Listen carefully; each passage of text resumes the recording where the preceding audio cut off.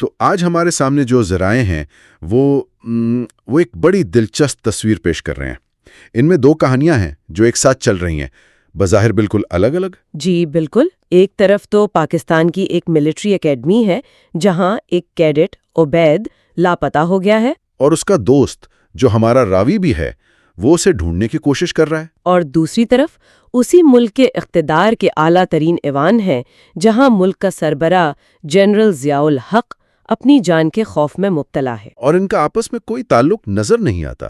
لیکن آج ہم یہی دیکھیں گے کہ یہ 2 الگ الگ دھاگے کیسے اور کہاں جا کر ملتے ہیں۔ بالکل، یہ ایک ذاتی تلاش کی کہانی ہے جو قومی سلامتی کے ایک بڑے بحران میں بدل جاتی ہے۔ تو چلیں اس معاملے کی تہوں میں اترتے ہیں۔ کہانی کا آغاز ہی بڑا ڈرامائی ہے۔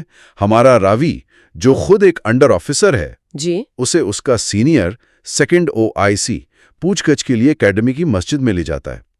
مطلب ماحول میں شروع سے ایک تناؤ ہے۔ اور دباؤ ڈالنے کا طریقہ بھی دیکھیں کتنا روایتی ہے۔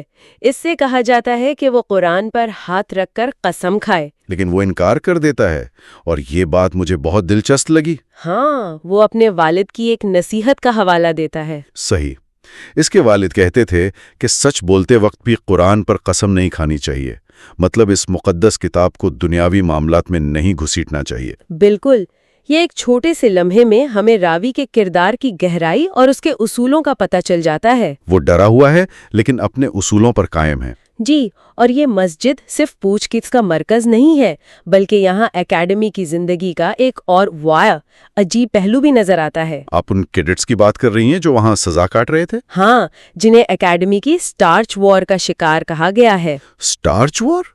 یہ کیا چیز ہے؟ سننے میں تو کسی سائنس فکشن فلم کا نام لگتا ہے نا؟ یہ اصل میں کمانڈنٹ کا ایک حکم تھا۔ اس نے کہا کہ تمام یونیفارم چاہے جون کی شدید گرمی ہی کیوں نہ ہو، ڈبل سٹارچ والے اور بالکل کڑک ہونے چاہیے۔ اوہ اچھا، تو اس سے تو جلد کی بیماریاں ہوتی ہوں گی۔ بالکل، اور جب کیڈٹس میڈیکل والوں کے پاس جاتے تو ڈاکٹر انہیں صاف کہہ دیتے کہ بھائی یہ یونیفارم نہ پہنو۔ تو یہ ایک طرح کا ٹیکنیکل مسئلہ بن جاتا تھا۔ کمانڈنٹ انہیں سادہ کپڑوں میں تو ڈیوٹی پر نہیں رکھ سکتا۔ صحیح، تو اس کا حل یہ نکالا گیا کہ ان بیمار کیڈٹس کو سزا کے طور پر سارا دن مسجد میں گزارنے کا حکم دے دیا جاتا ہے۔ اور ستم ظریفی یہ کہ جب 2nd OIC وہاں پہنچتا ہے تو وہ لوگ آرام سے تاش کھیل رہے ہوتے ہیں۔ بالکل، یہ فوجی زندگی کی سختی اور اس کے اندر زندہ رہنے کے لیے ڈھونڈے گئے چھوٹے چھوٹے مزاح کے راستوں کی بہترین مثال ہے۔ اور اسی سختی کا پہلا نشانہ بنتا ہے خود عبید۔ جب وہ اکیڈمی آیا تو وہ ایک عام شہری لڑکے جیسا تھا۔ جی، لمبے بال، الگ طرح کے کپڑے، وہ اس ماحول میں بالکل اجنبی لگتا تھا۔ اور اس کا پہلا دن وہ تو بہت ہی خوفناک تھا۔ ہاں، سر ٹونی نامی ایک سینئر کیڈٹ، اس نے عبید کے ساتھ جو کیا وہ انتہائی تذلیل آمیز تھا۔ اس کے پاس ایک ریشمی رومال تھا، ہے نا، جس سے پرفیوم کی خوشبو آ رہی تھی۔ جی، فیک پوائزن پرفیوم۔ سر ٹونی نے وہ رومال لیا، اسے سونگھا اور پھر اسے عبید کے منہ میں ٹھونس دیا۔ اور بات یہیں ختم نہیں ہوئی۔ اس کے بعد اس نے عبید سے کہا کہ وہ اسی رومال سے اس کے جوتے پالش کرے۔ یہ صرف ایک مذاق نہیں تھا، یہ ایک پیغام تھا کہ اس ادارے میں انفرادیت کی کوئی جگہ نہیں۔ ایک طرح سے نفسیاتی توڑ پھوڑ۔ بالکل، لیکن دلچسپ بات یہ ہے کہ عبید اس رومال کو پھینکتا نہیں ہے۔ راوی کو بعد میں وہی رومال اس کے گدے میں چھپایا ہوا ملتا ہے۔ اور یہاں کہانی کا پہلا بڑا معمہ سامنے آتا ہے۔ جی، اس رومال پر عبید کی لکھائی میں 5 ہندسوں کا ایک نمبر لکھا ہوتا ہے۔ ایک ایسا سراغ جو راوی کو ایک بہت ہی خطرناک راستے پر ڈالنے والا تھا۔ یہیں سے کہانی کا دوسرا دھارا شروع ہوتا ہے۔ بالکل، جو اکیڈمی کی دیواروں سے نکل کر سیدھا اسلام آباد کے پاور کوریڈورز میں پہنچ جاتا ہے، جہاں ملک کا سربراہ جنرل ضیاء الحق قوم سے خطاب کی تیاری کر رہا ہے۔ اور وہ اپنی تقریر سے خوش نہیں ہے، اسے لگتا ہے کہ اس میں جذبات کی کمی ہے۔ تو وہ اپنے وزیر اطلاعات کو کہتا ہے کہ اس میں غریب عوام اور خون چوسنے والے سیاستدانوں جیسے الفاظ ڈالو، مطلب وہ اپنی عوامی امیج بنانے کی کوشش کر رہا ہے۔ لیکن اصل ڈرامہ تو کیمرے کے پیچھے ہے۔ جب وہ اپنے سیکیورٹی چیف بریگیڈیئر TM سے ملتا ہے تو اس کی ساری خود اعتمادی ختم ہو جاتی ہے۔ وہ ایک خوفزدہ انسان نظر آتا ہے اور سیدھا سوال پوچھتا ہے، مجھے کون مارنا چاہتا ہے؟ اور بریگیڈیئر ٹی ایم کا جواب وہ تو کہانی کے سر ترین مکالموں میں سے ایک ہے۔ ہاں، وہ لمبی چوڑی تفصیل میں نہیں جاتا، صرف ایک لفظ کہتا ہے۔ ہر کوئی ایک لفظ میں وہ جنرل ضیاء کی پوری حقیقت بیان کر دیتا ہے۔ وہ مزید بتاتا ہے کہ اسے اپنے ہی کمانڈوز پر بھروسہ نہیں اور وہ ہر 6 ہفتے بعد سیکیورٹی ٹیم بدل دیتا ہے۔ مطلب وہ ایک ایسے قلعے میں قید ہے جو اس نے خود اپنے ارد گرد بنایا ہے۔ بالکل، اور اسی وقت جب ایک طرف یہ اندرونی خوف چل رہا ہے، دوسری طرف بین الاقوامی سطح پر بھی کچھ بہت اہم ہونے والا ہے۔ امریکی سفیر آرنلڈ رافیل اپنی بیوی کے ساتھ ایک پرسکون شام گزارنے کا سوچ رہا ہوتا ہے، لیکن جنرل ضیاء کا ایک فون سب کچھ بدل دیتا ہے۔ انہیں بتایا جاتا ہے کہ CIA کے ڈائریکٹر بل کیسی ایک انتہائی خفیہ دورے پر آ رہے ہیں۔ اور یہ خبر سفیر کے لیے بھی حیران کن ہے، جس سے اندازہ ہوتا ہے کہ یہ دورہ کتنے بڑے راز کے پردے میں رکھا گیا ہے۔ بل کیسی کی آمد کا منظر بھی کسی جاسوسی فلم سے کم نہیں۔ ان کا طیارہ ایک C-141 اسٹار لفٹر جب لینڈ کرتا ہے تو پورے علاقے کے ریڈیو سگنلز جیم کر دیتا ہے۔ یہ طاقت کا کھلا مظاہرہ ہے۔ ISI کے سربراہ جنرل اختر خود ان کا استقبال کرنے کے لیے وہاں موجود ہیں۔ اور گاڑی میں جنرل اختر اور بل کیسی کے درمیان جو گفتگو ہوتی ہے وہ اس وقت کے پاکستان اور امریکہ کے خفیہ تعلقات کی عکاسی کرتی ہے۔ وہ بسکی پیتے ہوئے جنرل ضیاء کے ذہنی تناؤ پر بات کر رہے ہیں۔ اور یہیں پر جب اسلام آباد میں بڑی گیم کھیلی جا رہی ہے، کہانی واپس اکیڈمی کی طرف پلٹتی ہے، جہاں راوی ایک بہت بڑی حقیقت جاننے والا ہے۔ امریکی ڈرل انسٹرکٹر بینن اسے وہ خبر دیتا ہے جو سب کچھ بدل دیتی ہے۔ اور یہ کہانی کا سب سے بڑا ٹویسٹ ہے۔ جی، بینن اسے بتاتا ہے کہ عبید صرف لاپتہ نہیں ہوا، بلکہ اس پر شبہ ہے کہ وہ ایک فوجی تربیتی طیارہ MF-17 لے کر فرار ہو گیا ہے۔ ایک سیکنڈ، ایک فوجی طیارہ؟ یہ تو بہت بہت بڑی بات ہے۔ ہم ایک لاپتہ کیڈٹ کی بات کر رہے تھے اور اب اچانک ایک فوجی طیارہ چوری ہو گیا ہے۔ بالکل، اب یہ ذاتی معاملہ نہیں رہا، یہ سیدھا قومی سلامتی کا بحران ہے، اور طیارہ ٹیک آف کے صرف 10 منٹ بعد ریڈار سے غائب ہو چکا ہے۔ اب راوی کو سمجھ آتا ہے کہ معاملہ اس کی سوچ سے کہیں زیادہ بڑا اور خطرناک ہے، اور اسی لمحے وہ ایک فیصلہ کرتا ہے۔ وہ سکھ پہ یعنی بیمار خانے میں موقع پا کر اس فون نمبر پر کال کرتا ہے جو اسے عبید کے رومال پر ملا تھا، اپنی جان خطرے میں ڈال کر۔ بالکل، لیکن دوستی کا فرض اسے مجبور کرتا ہے۔ فون آرمی ہاؤس میں ملتا ہے اور راوی بہت ہوشیاری سے اپنی شناخت اپنے مرحوم والد کرنل کلی شگری کے بیٹے کے طور پر کرواتا ہے۔ وہ اپنے والد کے نام کا وزن استعمال کرتا ہے اور پیغام چھوڑتا ہے کہ اس کے پاس لاپتہ طیارے کے بارے میں قومی سلامتی سے متعلق اہم معلومات ہیں۔ اور جیسے ہی وہ فون رکھتا ہے، کھیل کا ایک نیا اور بہت ہی خطرناک کھلاڑی میدان میں اترتا ہے۔ انٹر سروسز انٹیلیجنس یعنی ISI کے میجر کیانی۔ جی، ان کی آمد کا انداز ہی بتا دیتا ہے کہ وہ کوئی عام آفیسر نہیں ہے، سویلین کپڑوں میں، لیکن ان کی موجودگی کسی بھی وردی والے سے زیادہ خطرناک محسوس ہوتی ہے۔ وہ زیادہ بات نہیں کرتا، وہ راوی کو اپنی بغیر نمبر پلیٹ والی سفید ٹویوٹا کرولا میں بٹھا کر ایک نامعلوم منزل کی طرف لے جاتا ہے۔ سفر کا اختتام ہوتا ہے لاہور کے شاہی قلعے کے دروازے پر، جو آدھی رات کو عام لوگوں کے لیے بند ہوتا ہے۔ یہ کوئی عام جگہ نہیں ہے، یہ قلعہ، اس کی دیواروں نے نہ جانے کتنے راز دفن کیے ہیں۔ تاریخ میں اسے تفتیش اور قید کے لیے بھی استعمال کیا جاتا رہا ہے۔ قلعے کے اندر کا ماحول بھی اتنا ہی پراسرار ہے۔ وہاں فوجی ٹرک کھڑے ہیں اور ہر طرف ایک خاموشی ہیبت طاری ہے۔ میجر کیانی راوی کو لے کر قلعے کے اندر ایک عمارت کی طرف بڑھتے ہیں، اور کہانی یہاں ایک ایسے موڑ پر ختم ہو جاتی ہے جہاں سانس رک جاتی ہے۔ تو آخر میں ہمارے پاس کیا بچتا ہے؟ ایک لاپتہ دوست، ایک غائب فوجی طیارہ، ایک خوفزدہ حکمران، اور اعلیٰ سطح پر CIA کی موجودگی۔ یہ سب بکھرے ہوئے ٹکڑے اب ایک تصویر بنا رہے ہیں۔ بالکل، راوی جو صرف اپنے دوست کو ڈھونڈنا چاہتا تھا، اب خود اس خطرناک کھیل کا ایک مہرہ بن چکا ہے۔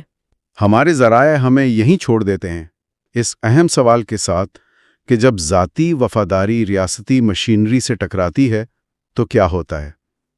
کیا ایک فرد کی دوستی ریاست کی نظر میں بغاوت بن جاتی ہے؟ اور سب سے بڑا سوال یہ ہے کہ میجر کیانی جیسے شخص کی حراست میں شاہی قلعے کی ان تاریخی اور رازدار دیواروں کے اندر اس نوجوان کا کیا مستقبل ہوگا؟ یہ ایک ایسا سوال ہے جو ہمیں سوچنے پر مجبور کرتا ہے کہ طاقت، راز اور وفاداری کی اس دنیا میں سچ کی قیمت کیا ہوتی ہے؟ اچھا، تو آج ہمارے پاس محمد حنیف کا ناول ہے ایک کیس آف ایکسپلوڈنگ مینگوز، اور ہم بات کر رہے ہیں اس کے ابتدائی 50 صفحات کی۔ جی، اور جو بات مجھے سب سے زیادہ حیران کرتی ہے وہ یہ ہے کہ کہانی شروع ہی انجام سے ہوتی ہے۔ مطلب پہلے ہی صفحے پر ہمیں پتہ چل جاتا ہے کہ جنرل ضیاء کا طیارہ گرنے والا ہے۔ یہ ایک بہت بڑا رسک نہیں ہے؟ اس سے سارا سسپنس ختم نہیں ہو جاتا؟ دیکھیں، یہ ایک بہت دلچسپ نکتہ ہے، لیکن اصل میں مصنف یہاں ایک بہت ہوشیار کھیل کھیل رہا ہے۔ اچھا، وہ ہمیں پہلے ہی بتا دیتا ہے کہ کیا ہونے والا ہے، تاکہ ہماری پوری توجہ اس سوال پر مرکوز ہو جائے کہ یہ سب کیسے اور کیوں ہوا۔ اچھا، یعنی ہو ڈن اٹ سے زیادہ وائی ڈن اٹ۔ بالکل، اس ایک چال سے کہانی ایک عام پراسراریت سے نکل کر ایک گہری سازش میں بدل جاتی ہے۔ اب ہم قاتل نہیں بلکہ اس پورے نظام کو سمجھنے کی کوشش کر رہے ہیں جس نے اس حادثے کو جنم دیا۔ تو مصنف ہمیں ایک طرح کا جاسوس بنا رہا ہے، لیکن ہم وجہ ڈھونڈ رہے ہیں، اور اس میں راوی جونیئر انڈر آفیسر علی شگری، اس کا کردار تو بہت اہم ہو جاتا ہے۔ بہت اہم۔ وہ بہاولپور کے رن وے پر کھڑا ہے اور کہتا ہے کہ میں مردوں کے ایک گروہ کو سلیوٹ کر رہا تھا۔ یہ جملہ پڑھ کر ہی مطلب ایک عجیب سی کیفیت ہوتی ہے۔ بالکل، اور یہی جملہ اس ناول کے پورے لہجے کی بنیاد رکھتا ہے۔ گہرا طنز اور ایک طرح کی بے رحمی۔ علی شگری ہمیں بتا رہا ہے کہ میں جانتا تھا کہ یہ سب مرنے والے ہیں، لیکن پھر بھی سلیوٹ کرنا پڑا۔ جی، کیونکہ فوجی نظام کا تقاضا یہی تھا۔ یہاں سے ہمیں اس کلچر کی پہلی جھلک ملتی ہے جہاں سوال کرنے کی کوئی گنجائش ہی نہیں، صرف حکم کی تعمیل ہے۔ وہ کہتا بھی ہے کہ یونیفارم میں آپ صرف سلیوٹ کرتے ہیں، چاہے آپ کو حقیقت معلوم ہو۔ یہ ایک لائن ہی پورے نظام پر تبصرہ ہے۔ جی بالکل، اور پھر جیسے ہی ہم اس بڑے قومی سانحہ کے بارے میں سوچ رہے ہوتے ہیں، کہانی ایک دم پلٹا کھاتی ہے۔ ہم اگست 1988 سے سیدھا 2 مہینے پیچھے مئی میں پاکستان ایئر فورس اکیڈمی کے ایک ہاسٹل میں پہنچ جاتے ہیں۔ یہ اتنا اچانک ہے، ایک صدر کے قتل کی سازش سے ایک کیڈٹ کی گمشدگی پر۔ ان دونوں میں کیا تعلق ہو سکتا ہے؟ یہی تو اس ناول کی خوبصورتی ہے۔ یہ ہمیں دکھاتا ہے کہ ایک بڑی قومی سطح کی سازش اور ایک نچلی سطح کا ذاتی معاملہ، یہ ایک ہی سکے کے 2 رخ ہیں۔ اچھا، اکیڈمی میں علی شکری کا روم میٹ عبید اللہ، جسے سب بیبی او کہتے ہیں، وہ غائب ہو گیا ہے اور علی مرکزی ملزم ہے۔ اور اسے تفتیش ہو رہی ہے۔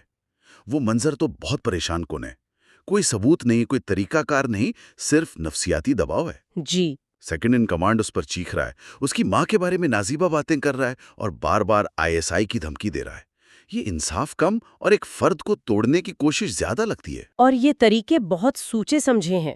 اسے ڈرانے کے لیے ٹونی سنگھ کی کہانی سنائی جاتی ہے۔ ہاں، ٹونی سنگھ، وہ کون تھا؟ ایک سینئر کیڈٹ تھا جسے جاسوسی کے الزام میں اکیڈمی سے نکالا گیا تھا، لیکن اسے صرف نکالا نہیں گیا، اسے مکمل طور پر ذلیل کیا گیا۔ اس کا سر منڈوایا گیا، گلے میں ڈھول ڈالا گیا، اور سب کے سامنے کلابازیاں لگواتے ہوئے گیٹ سے باہر کیا گیا۔ جی، یہ ایک پیغام تھا، ایک مثال قائم کی گئی تھی کہ جو بھی نظام کے خلاف جائے گا یا شک کے دائرے میں آئے گا، اس کا یہی حشر ہوگا۔ تو یہ علی کے لیے ایک واضح دھمکی ہے کہ اگر تم نے وہ نہیں بتایا جو ہم سننا چاہتے ہیں تو تمہارا مستقبل ختم۔ لیکن جس لڑکے عبید کی گمشدگی پر یہ سب ہو رہا ہے، وہ خود اس فوجی ماحول میں ایک معمہ لگتا ہے نا؟ بالکل، وہ حساس ہے، شاعری کرتا ہے، ریشمی زیر جامہ پہنتا ہے۔ ایسا کردار ایئر فورس اکیڈمی میں کیا کر رہا تھا؟ یہی تضاد کہانی کو اور دلچسپ بناتا ہے۔ علی ایک پہاڑی علاقے کا سخت جان لڑکا ہے اور عبید یعنی بیبی او اس کے بالکل برعکس، لیکن وہ گہرے دوست ہیں۔ اور پھر ایک اور کردار ہے، وہ امریکن انسٹرکٹر لیفٹیننٹ بینن۔ جی، بینن، جو سائلنٹ ڈرل اسکواڈ بنانے آیا ہے، اور وہی عبید کو بیبی او کا نام دیتا ہے۔ اس امریکی کردار کی موجودگی سے کہانی میں ایک بین الاقوامی سازش کا امکان بھی پیدا ہو جاتا ہے۔ تو اب ہمارے پاس کئی سوالات ہیں۔ ضیاء کا جہاز کیوں گرا؟ عبید کہاں غائب ہو گیا؟ علی شاگری کا ان سب میں کیا کردار ہے؟ اور یہ امریکی انسٹرکٹر، یہ سب الگ الگ دھاگے لگتے ہیں۔ بالکل الگ الگ دھاگے ہیں، لیکن ان سب کو جوڑنے والی ایک چیز ہے، وہ ماحول، وہ ذہنیت جو اس وقت پورے ملک پر چھائی ہوئی تھی۔ اچھا، اکیڈمی کا یہ ماحول جہاں ہر کوئی شک کے دائرے میں ہے، یہ کہیں اور سے نہیں آ رہا۔ یہ اسی ذہنیت کی عکاسی ہے جو ریاست کے سب سے اونچے ایوان سے چل رہی تھی۔ یعنی جو اوپر ہو رہا تھا وہی نیچے نظر آ رہا تھا۔ بالکل، اور اس ذہنیت کو سمجھنے کے لیے ہمیں سیدھا جنرل ضیاء الحق کے کردار کو دیکھنا پڑے گا۔ اور ناول ہمیں بالکل یہی موقع دیتا ہے۔ اب ہم کہانی کے دوسرے ستون یعنی خود ڈکٹیٹر کے ذہن میں داخل ہوتے ہیں۔ منظر ہے 15 جون 1988 کی صبح کا۔ آپ توقع کریں گے کہ ایک ڈکٹیٹر کا دن فوجی بریفنگ سے شروع ہوتا ہوگا، لیکن یہاں ضیاء قرآن پڑھ رہے ہیں اور ان کی انگلی سورۃ الانبیاء کی آیت 87 پر آ کر ٹھہر جاتی ہے۔ یہ حضرت یونس علیہ السلام والی آیت ہے۔ یہ ایک شاندار منظر ہے۔ یہ ضیاء کو ایک بے رحم فوجی حکمران سے زیادہ ایک پیچیدہ انسان کے طور پر پیش کرتا ہے۔ وہ طاقتور ہے لیکن ساتھ ہی وہم اور توہم پرستی کا شکار بھی ہے۔ وہ مسلسل خدائی اشاروں کی تلاش میں رہتا ہے۔ جی، وہ قرآن کو کسی ہدایت نامے کی طرح نہیں بلکہ ایک ذائچے کی طرح استعمال کر رہا ہے، یہ جاننے کے لیے کہ آج کا دن کیسا گزرے گا یا اس کے دشمن کون ہیں۔ اور اس منظر میں طنز کی چھوٹی چھوٹی تفصیلات بھی کمال کی ہیں۔ جائے نماز بخارا کا قیمتی قالین ہے لیکن اس میں بھی سونے کا کمپاس لگا ہوا ہے۔ بالکل، جیسے اللہ پر بھروسہ تو ہے لیکن سمت کے لیے ٹیکنالوجی چاہیے۔ اور وہ دودھ کا گلاس جو ان کے بیڈ کے پاس رکھا ہے جسے وہ کبھی پیتے نہیں، لیکن ان کی بیوی سمجھتی ہیں کہ یہ انہیں نظر بد سے بچائے گا۔ یہ ایک ایسے شخص کی تصویر ہے جو باہر سے مکمل کنٹرول میں نظر آتا ہے لیکن اندر سے خوف اور بے یقینی میں مبتلا ہے۔ اور اس کی بے یقینی تب عروج پر پہنچتی ہے جب وہ حضرت یونس علیہ السلام کی دعا کے ترجمے میں ایک فرق دیکھتا ہے۔ جی، وہ ظالم اور غلطی پر والا فرق۔ عربی متن کہتا ہے میں ظالموں میں سے تھا اور انگریزی ترجمہ کہتا ہے میں غلطی پر تھا۔ یہ معمولی سا فرق اس کے ذہن میں طوفان برپا کر دیتا ہے۔ وہ سوچتا ہے کہ کیا خدا مجھے ظالم کہہ رہا ہے؟ ایک لفظ کا فرق ایک ایٹمی طاقت رکھنے والے ملک کے سربراہ کو ہلا کر رکھ دیتا ہے۔ یہ اس کی نفسیاتی کمزوری کو ظاہر کرتا ہے۔ اور شاید یہی اندرونی کمزوری ہے جو اسے ہر وقت اپنی طاقت کا مظاہرہ کرنے پر مجبور کرتی ہے۔ ناول ہمیں ایک بہت اہم فلیش بیک میں لے جاتا ہے جب ضیاء نے 11 سال پہلے اقتدار سنبھالا تھا۔ جی، اپنی پہلی ہی کور کمانڈرز میٹنگ کا منظر۔ یہ ناول کا مرکزی سیاسی تبصرہ ہے۔ یہ ضیاء کا پہلے ہی دن بلی مارنے والا لمحہ تھا۔ وہ ایک کمرے میں اپنے تمام سینئر جنرلوں کے ساتھ بیٹھا ہے جو زیادہ تر سیکولر ذہن کے ہیں، مغربی طرز زندگی کے عادی۔ اور ضیاء جانتا ہے کہ وہ ان میں سب سے جونیئر ہے اور اسے اپنی اتھارٹی قائم کرنی ہے۔ اور وہ یہ کیسے کرتا ہے؟ وہ ایک لفظی بحث چھیڑ دیتا ہے۔ بالکل، وہ کہتا ہے کہ ہمیں انگریزی لفظ گاڈ کی جگہ سرکاری طور پر صرف اللہ استعمال کرنا چاہیے۔ یہ تو ایک بہت ہی ہوشیار چال تھی۔ شاندار سیاسی چال تھی۔ اس نے دلیل دی کہ گاڈ ایک عام لفظ ہے لیکن اللہ خاص ہے۔ وہ کہتا ہے کہ جب اللہ خود قرآن میں کہتا ہے کہ لا الہ الا اللہ یعنی اللہ کے سوا کوئی خدا گاڈ نہیں، تو ہمیں اس لفظ گاڈ کو ہی ختم کر دینا چاہیے۔ اور اس دلیل کے سامنے تو تمام جرنیل بے بس ہو گئے۔ وہ مذہب پر بحث کیسے کرتے؟ کر ہی نہیں سکتے تھے۔ اس ایک لمحے میں اس نے سب کو پیغام دے دیا کہ اب بیانیہ میرے ہاتھ میں ہے اور اس بیانیے کی بنیاد مذہب ہوگا۔ یہ صرف ایک لفظ کی تبدیلی نہیں تھی، یہ پوری ریاست کی نظریاتی سمت بدلنے کا اعلان تھا۔ بالکل، اور اب آپ ان دونوں کہانیوں کو جوڑ کر دیکھیں۔ ایک طرف جنرل ضیاء ہے جو ہر صبح اپنے سیکیورٹی چیف سے پہلا سوال یہ کرتا ہے کہ آج مجھے کون مارنا چاہتا ہے۔ اس کا پورا نظام وہم اور شک پر چل رہا ہے۔ اور دوسری طرف ایئر فورس اکیڈمی میں علی شیگری سے تفتیش ہو رہی ہے جہاں اس پر بغیر کسی ثبوت کے شک کیا جا رہا ہے، صرف اس لیے کہ وہ عبید کا روم میٹ تھا۔ تو آپ کہہ رہی ہیں کہ ریاست کا وہم نچلی سطح تک سرایت کر گیا ہے۔ جس طرح ضیاء ہر کسی کو ممکنہ قاتل سمجھتا ہے، اسی طرح اکیڈمی کا نظام علی کو مجرم سمجھتا ہے۔ بالکل، دونوں ہی صورتوں میں شک اور خوف کا ماحول انصاف اور سچائی پر حاوی ہو جاتا ہے۔ یہی اس ناول کا مرکزی خیال ہے۔ اکیڈمی میں جو ہو رہا ہے وہ ضیاء کے بنائے ہوئے نظام کا ہی چھوٹا نمونہ ہے۔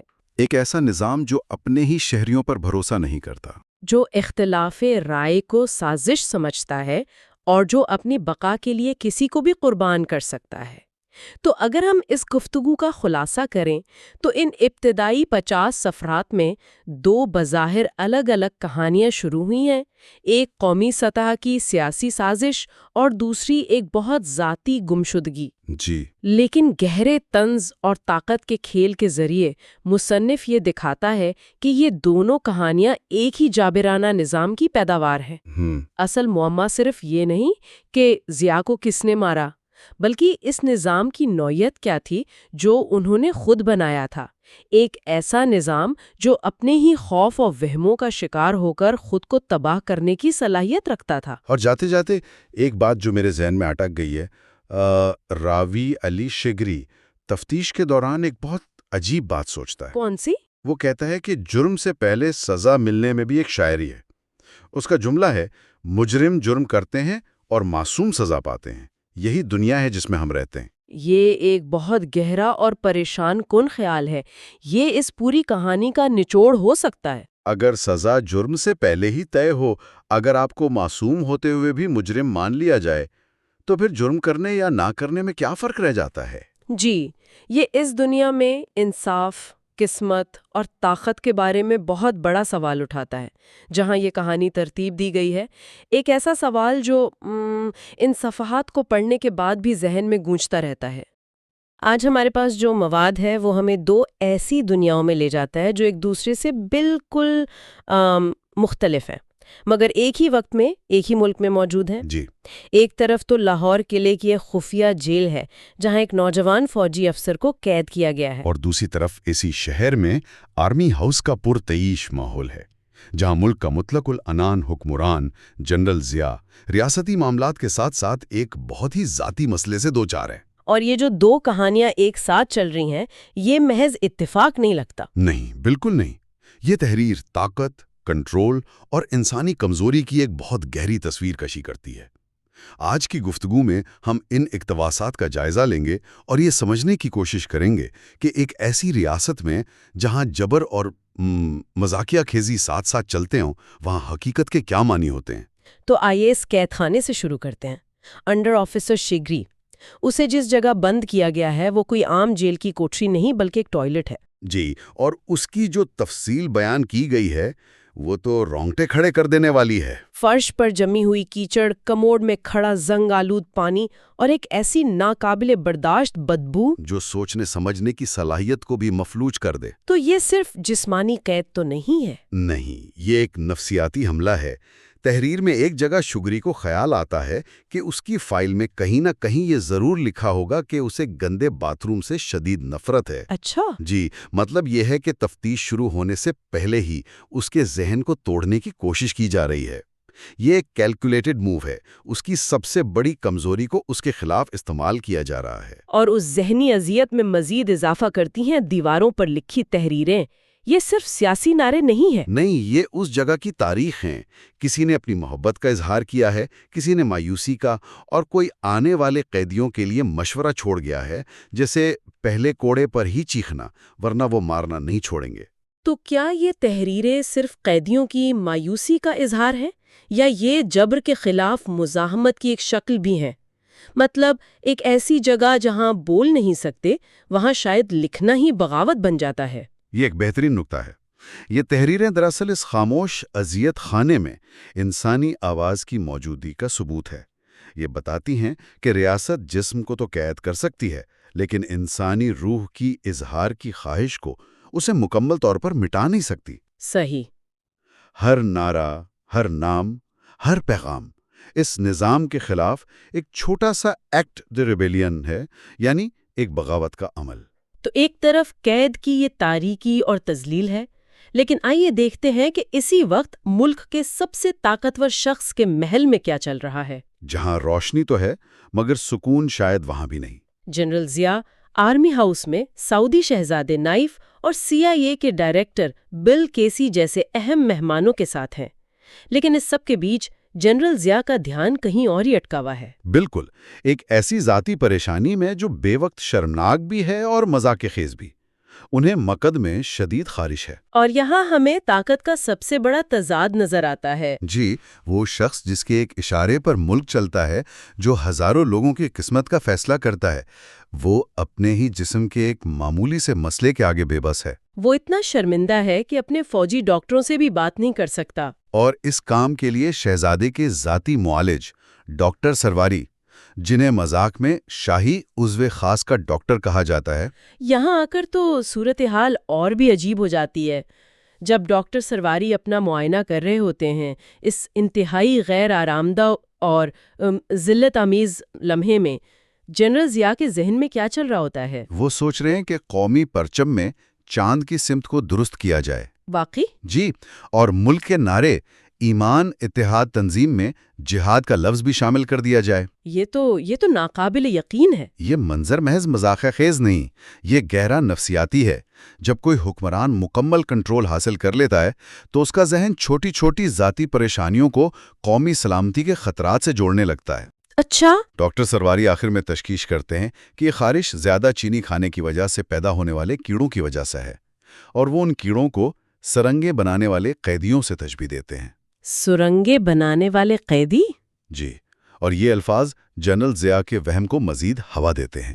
انہیں لگتا ہے کہ دشمن صرف سرحدوں پر نہیں بلکہ ان کے اپنے جسم کے اندر بھی سرنگیں کھود رہا ہے۔ یہ تو کمال کی بات ہے۔ یعنی ایک طرف شگری ایک حقیقی قید خانے میں ہے اور دوسری طرف ملک کا حکمران اپنے ہی جسم کے اندر خیالی قیدیوں سے لڑ رہا ہے۔ بالکل، یہ پیرانویا کی انتہا ہے۔ یہ ظاہر کرتا ہے کہ مطلق طاقت انسان کو کس طرح تنہا اور وہمی بنا دیتی ہے۔ اب واپس شگری کی دنیا میں چلتے ہیں۔ اس قید تنہائی میں اس سے اپنے والد کرنل شگری کی باتیں یاد آتی ہیں، جو فوج کے نظام سے سخت مایوس تھے۔ جی، وہ کہتے تھے کہ فوج میں اب اچھے خاندانوں کے افسروں کی جگہ دکانداروں اور گوالوں کے بیٹے آ گئے ہیں، اور یہ کہ فوج نے انہیں ایک دلال بنا دیا ہے۔ یہ مکالمہ صرف ایک باپ بیٹے کی گفتگو نہیں ہے، یہ فوج کے اندر موجود طبقاتی کشمکش اور پرانی نسل کی مایوسی کو ظاہر کرتا ہے۔ کرنل شگری اس پرانی اشرافیہ کا حصہ ہیں جو محسوس کرتی ہیں کہ طاقت ان کے ہاتھ سے نکل کر نئے لوگوں کے پاس چلی گئی ہے۔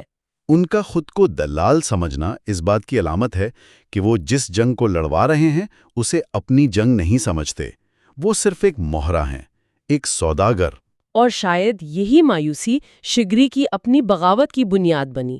اسے وہ رات بھی یاد آتی ہے جب اس نے لیفٹیننٹ بینن، جو ایک امریکی تھا اور ویتنام جنگ کا تجربہ رکھتا تھا، جی، اور اپنے دوست عبید کے ساتھ مل کر چرس پی تھی، اور اسی نشے کی حالت میں اسے ایک خیال سوجا جسے تحریر میں سائلنٹ ڈرل کی سازش کا نام دیا گیا ہے۔ لیکن یہ سازش آخر تھی کیا؟ کیا یہ کوئی حقیقی سازش تھی؟ تحریر کے مطابق یہ کوئی حقیقی سازش نہیں تھی، مطلب بغاوت یا قتل کا منصوبہ نہیں۔ اچھا، یہ پریڈ کے دوران خاموشی سے ایک علامتی بغاوت کا منصوبہ تھا، ایک ایسی حرکت جو نوجوانوں کی بے وقوفی تو ہو سکتی ہے، لیکن ریاست اسے اپنے خلاف ایک سنگین خطرہ سمجھ رہی ہے۔ بالکل۔ یہ ظاہر کرتا ہے کہ ایک آمرانہ نظام چھوٹی سے چھوٹی نافرمانی کو بھی اپنی بقا کے لیے خطرہ سمجھتا ہے، کیونکہ وہ جانتا ہے کہ اس کی بنیاد کتنی کھوکھلی ہے۔ صحیح کہا۔ تو اب کہانی کا رخ ایک بالکل مختلف کردار کی طرف مڑتا ہے، خاتون اول۔ جی، انہیں اخبار کے پچھلے صفحے پر ایک تصویر نظر آتی ہے جس نے ان کی دنیا میں بھونچال پیدا کر دیا ہے۔ تصویر میں جنرل ضیاء ایک امریکی خاتون صحافی جوین ہیرنگ کے سینے کو بڑی بے تکلفی سے گھور رہے ہیں۔ اور یہ تصویر خاتون اول کے لیے ایک گہری ذاتی ذلت ہے۔ انہیں لگتا ہے کہ پورا ملک، ان کے نوکر، ان کے رشتہ دار، سب ان پر ہنس رہے ہیں۔ یہ واقعہ جنرل ضیاء کی عوامی شخصیت اور ان کی نجی حقیقت کے درمیان جو منافقت ہے اسے بے نقاب کرتا ہے۔ بالکل، وہ شخص جو ٹی وی پر قوم کی بیٹیوں کو دوپٹہ اوڑھنے کا درس دیتا ہے، وہ خود امریکہ میں ایک خاتون کو اس طرح دیکھ رہا ہے۔ یہ تصویر اس کے بنائے ہوئے تقوی کے پورے امیج کو ایک لمحے میں چکنا چور کر دیتی ہے۔ اور پھر تحریر ہمیں اس تصویر کے پیچھے کی کہانی بتاتی ہے۔ اچھا، یہ تصویر امریکہ کے شہر لفکن، ٹیکساس میں افغان جہاد کے لیے فنڈ اکٹھا کرنے کی ایک تقریب میں کھینچی گئی تھی۔ وہاں جنرل ضیاء کی ملاقات جوین ہیرنگ سے ہوتی ہے اور وہ اس سے اس قدر متاثر ہوتے ہیں کہ اس کی خوشنودی حاصل کرنے کے لیے عجیب و غریب حرکتیں کرتے، یہاں تک کہ اس کے کہنے پر اپنی مونچھیں بھی ترشوا لیتے ہیں، جسے ان کا حجام شارپ کر دیتا ہے۔ یہ واقعہ ظاہر کرتا ہے کہ طاقت کے ایوانوں میں ذاتی خواہشات اور قومی مفادات کس طرح آپس میں مل جاتے ہیں، ایک طرف افغان جہاد جیسا سنجیدہ ریاستی معاملہ ہے، اور دوسری طرف ایک ذاتی کشش ہے جو قومی رہنما کے رویے پر اثر انداز ہو رہی ہے۔ اس کی مونچھیں صرف بال نہیں، وہ اس کی شناخت کا حصہ ہیں، اور وہ انہیں بھی ایک غیر ملکی کی خواہش پر بدلنے کو تیار ہے۔ اب ہم کہانی کے آخری حصے کی طرف بڑھتے ہیں۔ شگری کو بالآخر تفتیش کے لیے اس ٹوائلٹ سے نکالا جاتا ہے، اور سب سے پہلے ایک فوجی ڈاکٹر اس کا نفسیاتی ٹیسٹ لیتا ہے۔ سوالات بھی بڑے مضحکہ خیز ہیں، جیسے آپ کی ذہنی حالت کیسی ہے؟ یا اگر ایک بلی کا بچہ ڈوب رہا ہو تو کیا آپ اسے بچائیں گے یا یہ سوچیں گے کہ بلیاں تیر سکتی ہیں؟ یہ سوالات بظاہر احمقانہ لگتے ہیں، لیکن یہ بھی ایک نفسیاتی حربہ ہے۔ اس کا مقصد قیدی کو الجھانا ہے۔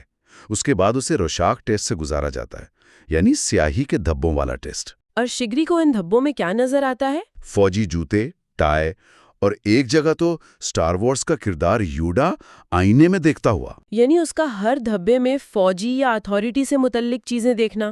یہ اس بات کی علامت ہے کہ فوج اور اس کا جبر اس کی نفسیات پر کس حد تک حاوی ہو چکا ہے۔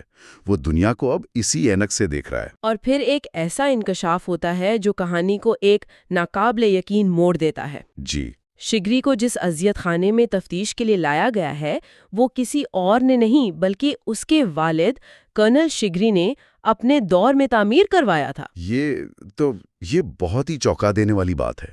یہ جان کر شگری پر کیا بیتی ہوگی؟ یہ ظاہر کرتا ہے کہ جبر کا نظام کس طرح ذاتی تعلقات کو بھی اپنی لپیٹ میں لے لیتا ہے۔ یہ نظام اتنا بے رحم ہے کہ وہ باپ کے بنائی ہوئی جگہ کو بیٹے کے خلاف ہی استعمال کر لیتا ہے۔ باپ کا ورثہ بیٹے کے لیے اذیت گاہ بن جاتا ہے۔ اسی دوران شگری ایک سپاہی کو بلیک میل کر کے چند لمحوں کے لیے اپنی فائل دیکھنے میں کامیاب ہو جاتا ہے۔ اچھا؟ فائل میں اسے ایک تباہ شدہ طیارے کی تصویر نظر آتی ہے، شاید اس کے دوست عبید کے طیارے کی۔ اور اس کے اپنے رویے کی وجہ ذاتی نقصان اور رازدارانہ لکھی ہوتی ہے۔ اس سے پہلے کہ وہ مزید کچھ پڑھ پاتا، میجر کیانی آ جاتا ہے۔ اور پھر کہانی اپنے کلائمیکس پر پہنچتی ہے۔ میجر کیانی اسے ایک ٹرک کے ٹائر میں الٹا لٹکا دیتا ہے اور ایک گرم مستری اس کے قریب لا کر سچ اگلوانے کی کوشش کرتا ہے۔ تشدد کا پورا ماحول تیار ہے، لیکن پھر بالکل غیر متوقع طور پر وہ اپنے سپاہیوں کو حکم دیتا ہے کہ شگری کو نیچے اتارو، اسے کپڑے پہناؤ اور VIP روم میں لے جاؤ۔ یہ اچانک تبدیلی کہانی کو ایک انتہائی پراسرار موڑ پر چھوڑ دیتی ہے۔ تو آخر میں ہمارے پاس دو کہانیاں ہیں جو ایک دوسرے کا عکس بھی ہیں اور ضد بھی۔ جی، ایک طرف قید خانے کی وحشت اور جسمانی اذیت ہے، جہاں ایک نوجوان افسر اپنی بقا کی جنگ لڑ رہا ہے، اور دوسری طرف حکمران کی دنیا ہے جو بظاہر تو پرتعیش ہے لیکن اندر سے منافقت، مذاکرہ خیزی اور ذاتی کمزوریوں سے بھری پڑی ہے، جہاں قومی پالیسیاں ذاتی خارش کے دوران بنتی ہیں، اور جہاں تقویٰ کا عوامی نقاب ایک تصویر سے اتر جاتا ہے۔ تو یہ تحریر ہمیں یہ سوچنے پر مجبور کرتی ہے کہ ایک ایسی ریاست میں جو اتنے تضادات پر قائم ہو، اصل قیدی کون ہے؟ کیا وہ شگری ہے جو جسمانی طور پر قید ہے، یا وہ جنرل ضیاء جو اپنے وہموں، اپنی خواہشات اور اپنی منافقت کا قیدی ہے؟ اور حقیقی طاقت آخر کہاں ہے؟ کیا وہ میجر کیانی کی گرم استری اور اذیت کے اوزاروں میں ہے، یا اس ایک ذلت امیز تصویر میں جو پورے نظام کی بنیادوں کو ہلا سکتی ہے؟ یہ ایک ایسا سوال ہے جو یہ تحریر ہمارے سوچنے کے لیے چھوڑ دیتی ہے کہ بعض اوقات ایک کیمرے کا کلک ایک فوجی بغاوت سے زیادہ طاقتور ثابت ہو سکتا ہے۔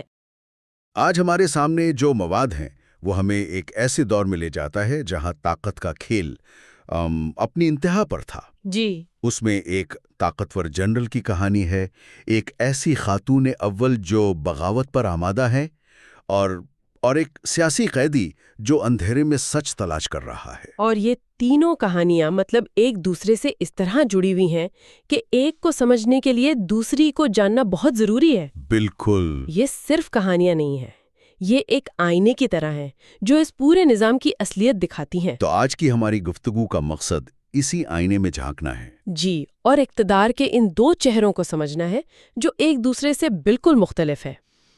एक वो चमकता दमकता चेहरा जो आवाम के सामने पेश किया जाता है, और दूसरा वो भयानक चेहरा जो बंद दरवाजों के पीछे छुपा हुआ है। तो आइए गुफ्तगू का आगाज एक बहुत ही अजीब और ड्रामाई मंजर से करते हैं। अच्छा, तसव्वुर करें कि मुल्क की खातून अव्वल अपना हुलिया बदलकर अपने ही शौहर से खैरात लेने के लिए, जी हाँ, अपने ही शौहर यानी सदर मुमलिकत के हाथ से खैरात का एक 100 रुपए का नोट लेने का इंतजार कर रही हैं। पहला सवाल तो यही जहन में आता है कि आखिर वो वहां कर क्या रही हैं। ये वाकई एक बहुत ही दिलचस्प मंजर है। ये मौका था सदर के बेवाओं की बहाली के प्रोग्राम का। बज़ाहिर एक बहुत नेक काम। ज़राए बताते हैं कि जनरल ज़िया इस तकरीब को लेकर बहुत खास हिदायत देते थे। जैसे उनका इसरार था कि बेवाओं को दिए जाने वाले 100 रुपए के नोट बिल्कुल नए और कड़कड़ाते हुए हों। अच्छा, इसकी कोई खास वजह? उनका फलसफा ये था कि बूढ़ी औरतों को नई करेंसी की खुशबू बहुत पसंद होती है। मतलब ये छोटी सी तफसील ही बहुत कुछ बता रही है। मकसद मदद करना कम और एक तासुर कायम करना ज्यादा था। बिल्कुल, एक परफॉर्मेंस थी, एक थिएटर था जिसके मरकजी किरदार वो खुद थे। जी, उन्हें उन औरतों की ज़रूरतों से ज्यादा उनके चेहरों पर वो तशक्कुर के तासुरात देखने में दिलचस्पी थी। हाँ, तहरीर में लिखा है कि जब वो उन औरतों को दुआ देते हुए देखते थे तो उन्हें एक रूहानी तस्कीन मिलती थी। जैसे उनकी दुआएं कबूलियत का सर्टिफिकेट हों जो सीधा खुदा की तरफ से आ रहा है। ये तो इक़्तिदार की नफ्सियात की बेहतरीन मिसाल है। सही। और इस ड्रामे में मतलब और भी मज़ेदार पहलू थे। जब तकरीब के लिए मतलूबा तादाद में असली बेवाएं नहीं मिली तो उन्होंने अपनी ही खवातीन मुलाजिमीन को खड़ा कर दिया। जी बिल्कुल, और उनकी रिश्तेदारों को भी, यानी अदाकार भी सरकारी थे। कमाल है। लेकिन सबसे कमाल की बात तो वो बैनर था, है ना? हाँ, वो विंडोज वाला। वहां विंडोज यानी बेवाओं की जगह विंडोज यानी खिड़कियां लिखा हुआ था। ये तो जैसे पूरी तकरीब का खुलासा एक लफ्ज में बयान हो गया हो। सब कुछ खोखला। सिर्फ एक खिड़की जिससे आप बाहर झांक सकते हैं, लेकिन अंदर कुछ भी हकीकी नहीं। ये एक ऐसी गलती है जो हादसाती तौर पर सच बोल रही है। बिल्कुल, और इन्फॉर्मेशन मिनिस्टर का पूरी तकरीब के दौरान इस बैनर के सामने खड़े होकर इस गलती को छुपाने की कोशिश करना, ये तो और भी मुज़ाका खेज है। मतलब वो जानते हैं कि ये सब झूठ है और उनका काम बस इस झूठ पर पर्दा डालना है। इसीलिए खातून अव्वल का उस कितार में मौजूद होना इतना अहम है। वो इस पूरे ड्रामे की वाहिद हकीकी किरदार हैं। वो इस झूठ को बेनकाब करने आई थीं। जी, वो गुस्से में हैं और ज़राए के मुताबिक वो चाहती हैं कि जब कैमरा उन पे आए तो वो चीख कर सबको सच बता दें। लेकिन वो जानती हैं कि उसका नतीजा क्या होगा। हाँ, उन्हें पागल करार देकर किसी दायरे में बंद कर दिया जाएगा और कहानी वहीं खत्म हो जाएगी। तो वो खामोश रहती हैं। लेकिन उनकी खामोशी भी एक तरह की बगावत है। जब वो आखिर में अपनी चूड़ियां तोड़कर कहती हैं कि मेरा नाम भी बेवाओं की फहरिस्त में लिख दो, तो मेरे लिए मर चुके हो। ये एक ज़ाती सतह पर इंतहाई ताकतवर सियासी बयान है। वो कह रही हैं कि इस झूठे निज़ाम की अलामत उनका शौहर उनके लिए जिंदा नहीं है। और ये ज़ाती बहावत उस वक्त हो रही है जब जनरल ज़िया एक और बड़े बहरान से गुजर रहे थे। नाबीना ज़ैनब का केस। जी, आलमी सतह पर वो केस उनकी हुकूमत की साख को तबाह कर रहा था। एक तरफ वो न्यूयॉर्क टाइम्स की तनकीद को यहूदी प्रोपेगेंडा कह रहे हैं, और दूसरी तरफ खुफिया तौर पर मक्के के एक आलिम से फतवा मांग रहे हैं कि इस्लामी कानून में एक नाबीना औरत के साथ ज्यादती को साबित करने के लिए 4 गवाह कहाँ से लाए जाएं। ये तजाद हैरान कुन है। एक तरफ जदीद दुनिया के सामने जवाब दे, दूसरी तरफ खुदामत पसंदाना सूझ के असीर। तो ये सब कुछ आवाम को दिखाने के लिए था। लेकिन इसी चमकती हुई तस्वीर के नीचे एक बिल्कुल मुख्तलिफ तारीख हकीकत भी छुपी हुई थी, जो हमें एक तहखाने में कैद एक कैदी की कहानी में नजर आती है। जी, और ये मंजर की एक मुकम्मल तब्दीली है। हम एक चमकते हुए कैमरों की रोशनी में नहाए हुए अवामी प्रोग्राम से उठकर सीधा एक मुगल दौर के तारीख हफ्ज़दा तहखाने में पहुंच जाते हैं। यहाँ ना रोशनी है ना आवाज, सिर्फ मुकम्मल अंधेरा और हवास बाख्ता कर देने वाली खामोशी। इस तहखाने में एक कैदी है शिगरी। तहरीर में इसकी जो तस्वीर कशी की गई है वो वाकई रोंगटे खड़े कर देती हैं। बताया गया है कि शिगरी खुद को ज़हनी तौर पर तंदुरुस्त रखने के लिए अंधेरे में जिस्मानी वर्जिश करता है, हजारों पुशअप्स और सिटअप्स, ताकि उसका दिमाग सोचने के काबिल रहे। ये तहखाना सिर्फ एक कैद खाना नहीं, ये इंसान की रूह को तोड़ने के लिए डिजाइन किया गया एक नफ्सियाती हथियार है। बिल्कुल, اس قدیم تہخانے اور باہر چل رہی جدید سیاسی سازشوں کے درمیان جو تضاد ہے وہ بہت گہرا ہے۔ یہ اس چمکتی ہوئی حکومت کے نیچے چھپی ہوئی اس تاریک حقیقت کی علامت ہے جہاں لوگوں کو بغیر کسی الزام کے غائب کر دیا جاتا ہے۔ اسی تاریکی میں شگری کو ایک ساتھی ملتا ہے، دیوار کے دوسری طرف سے ایک آواز آتی ہے، ایک اور قیدی، ہاں، جو ایک چھوٹے سے سوراخ کے ذریعے بات کرتا ہے۔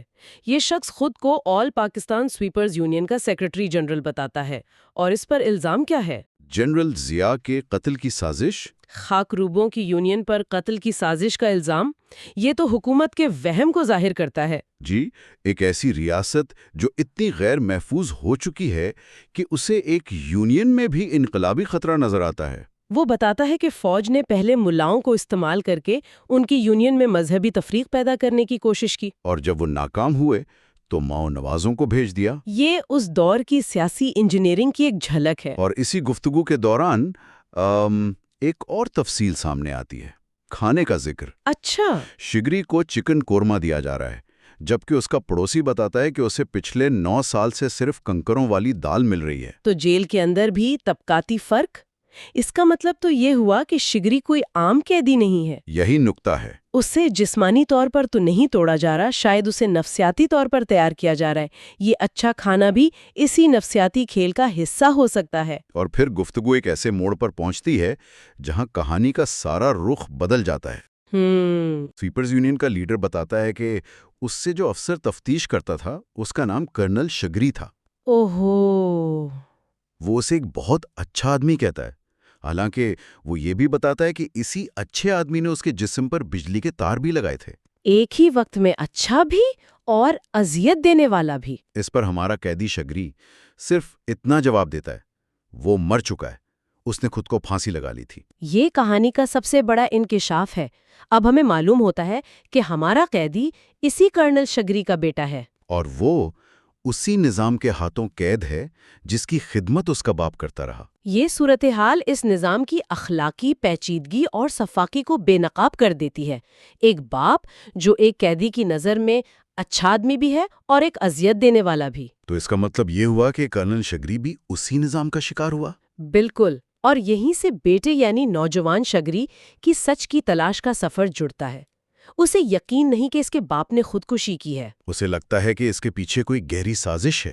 جی، اسی تلاش میں اس کی ایک اور یاد ہمیں ایک بالکل مختلف منظر میں لے جاتی ہے۔ وہ ایک امریکی انسٹرکٹر بینن کے ساتھ ایک تربیتی پرواز پر ہے۔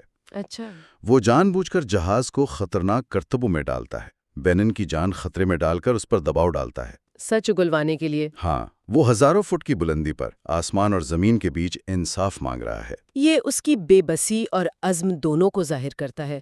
وہ جانتا ہے کہ زمین پر اس نظام کے اندر رہ کر اسے سچ کبھی نہیں ملے گا۔ اور بینن دباؤ میں آ کر سچ بتا دیتا ہے۔ کیا بتاتا ہے؟ وہ انکشاف کرتا ہے کہ کرنل شگری افغان مجاہدین کے لیے آنے والی بھاری امریکی امداد کے انچارج تھے، کروڑوں ڈالر کی نقد رقم۔ اور اس میں سے $25 ملین غائب ہو گئے۔ جی، بینن صاف اشارہ دیتا ہے کہ کرنل شگری نے خودکشی نہیں کی بلکہ اسے قتل کیا گیا تھا، اور حکم سب سے اوپر سے آیا تھا، یعنی سیدھا جنرل ضیاء کی طرف سے۔ تو یہاں آ کر ساری کڑیاں مل جاتی ہیں، ذاتی کہانی عالمی سیاست سے جڑ جاتی ہے۔ افغان جہاد، جسے ایک مقدس جنگ کے طور پر پیش کیا جا رہا تھا، وہ در حقیقت ایک بہت بڑا مالیاتی آپریشن بھی تھا جس میں بڑے پیمانے پر کرپشن ہو رہی تھی۔ اور کرنل شگری، جو شاید ایک ایماندار آفیسر تھا، اس کرپشن کے راستے میں آ گیا اور اسے ہٹا دیا گیا۔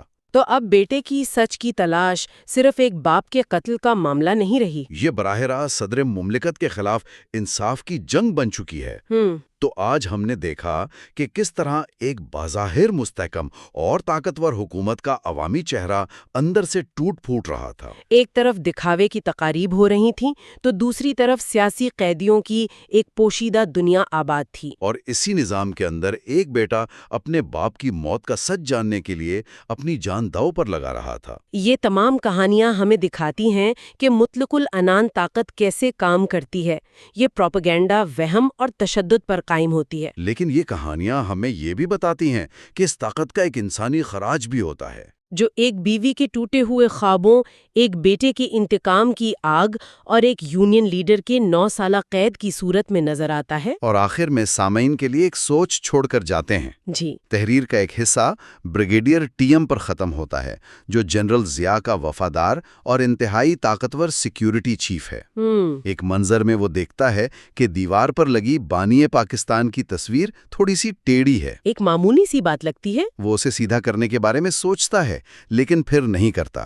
یہ چھوٹی سی، بظاہر غیر اہم تفصیل کس چیز کی علامت ہو سکتی ہے؟ کیا یہ اس بات کی طرف اشارہ ہے کہ ملک کے بنیادی اصول اور نظریات ہی موجودہ حکمرانوں کے ہاتھوں ٹیڑھے ہو چکے ہیں؟ اور کیا ہوتا ہے جب نظام کا سب سے وفادار شخص بھی ان دراڑوں کو محسوس کرنے لگتا ہے، بھلے وہ انہیں ٹھیک کرنے کی ہمت نہ کر پائے؟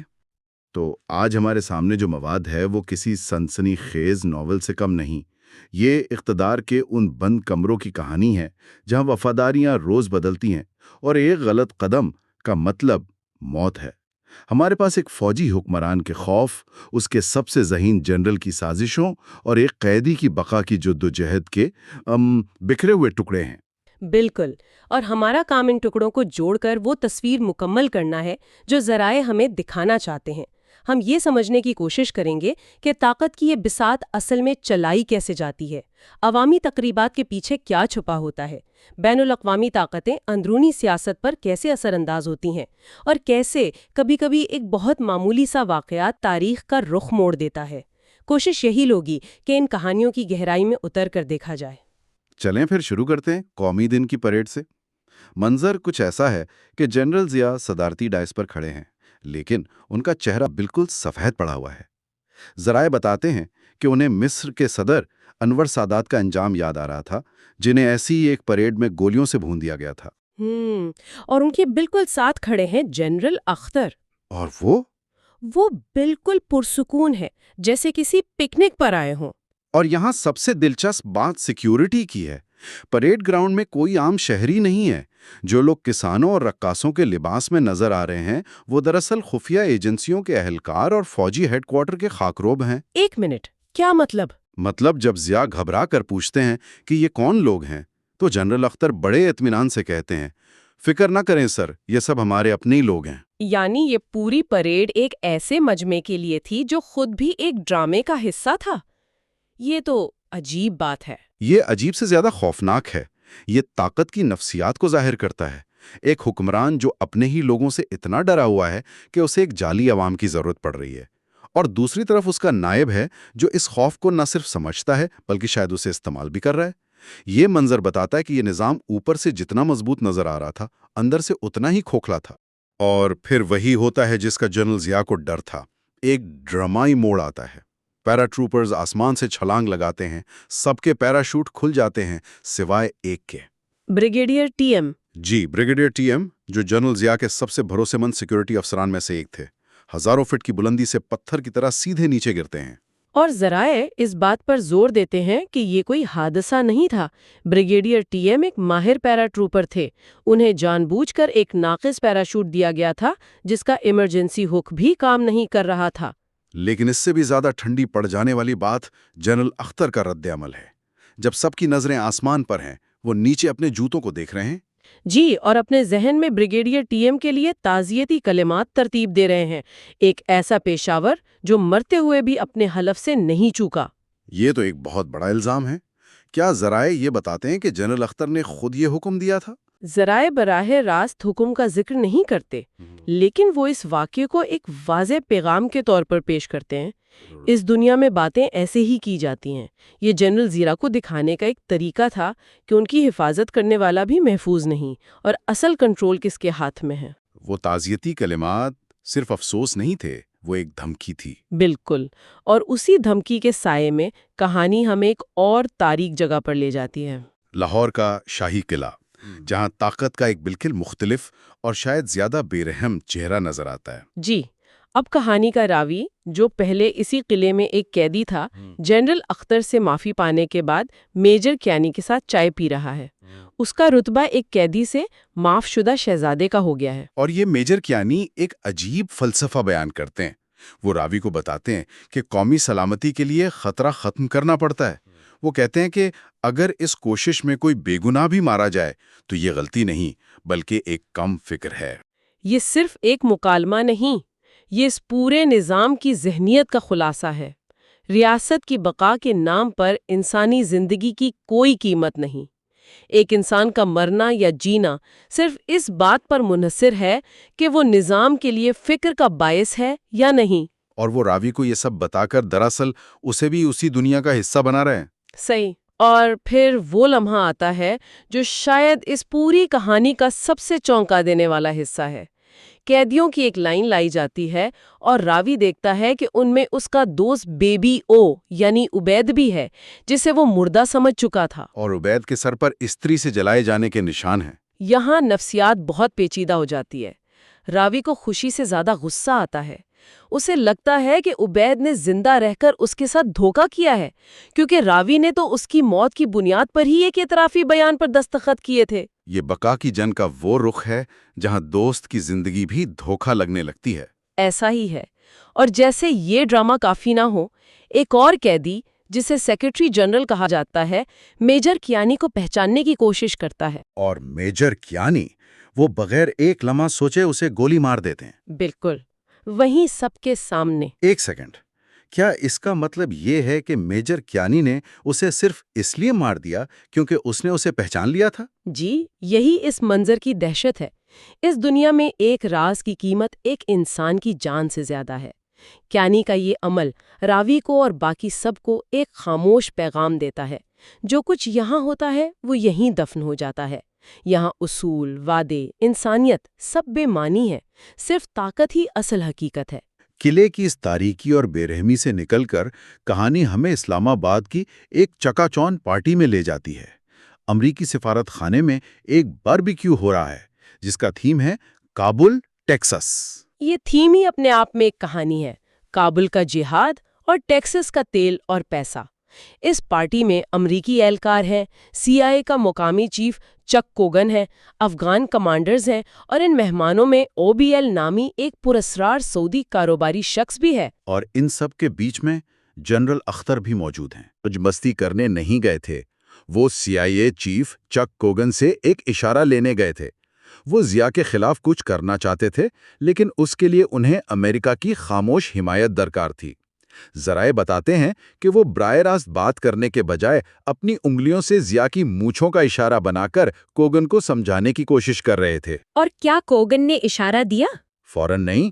جب اختر نے کہا کہ ضیاء کو امن کا نوبل انعام چاہیے تو کوگن نے مذاق میں ٹال دیا، لیکن بعد میں جب ٹی وی پر امریکی فٹ بال کا میچ چل رہا تھا، کوگن نے اپنا گلاس جنرل اختر کے گلاس سے ٹکرایا اور نعرہ لگایا، گو گیٹ ہم! اسے پکڑو!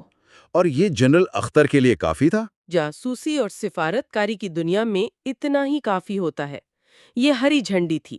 جنرل اختر سمجھ گئے کہ امریکہ ان کے ساتھ ہے۔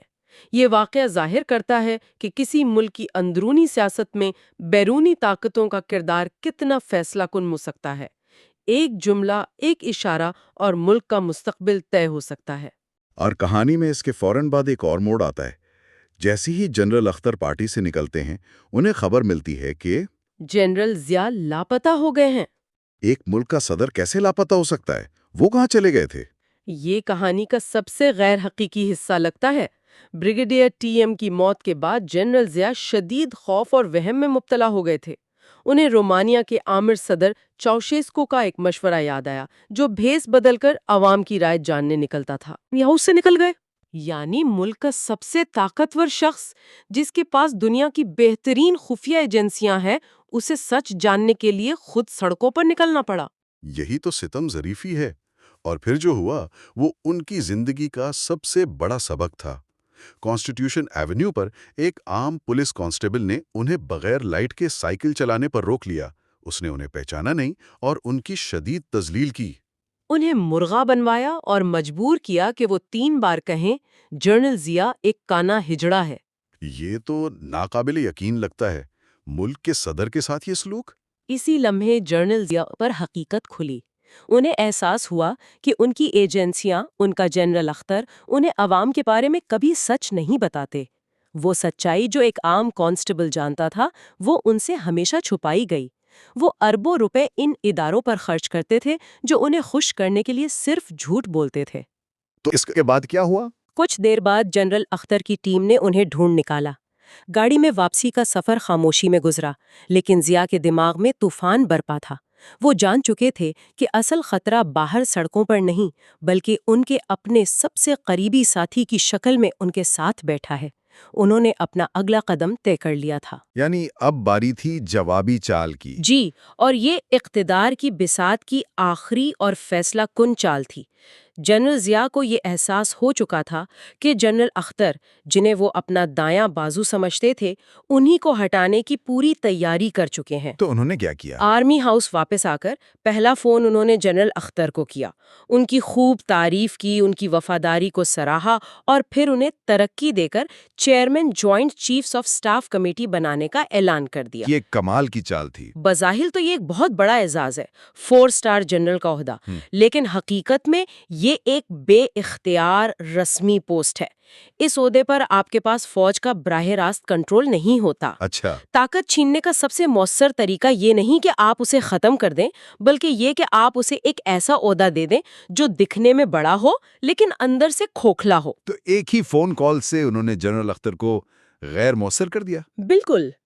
اس ایک اقدام سے جنرل ضیاء نے جنرل اختر سے ان کی اصل طاقت یعنی خفیہ ایجنسیوں کا کنٹرول چھین لیا اور انہیں ایک سنہرے پنجرے میں قید کر دیا۔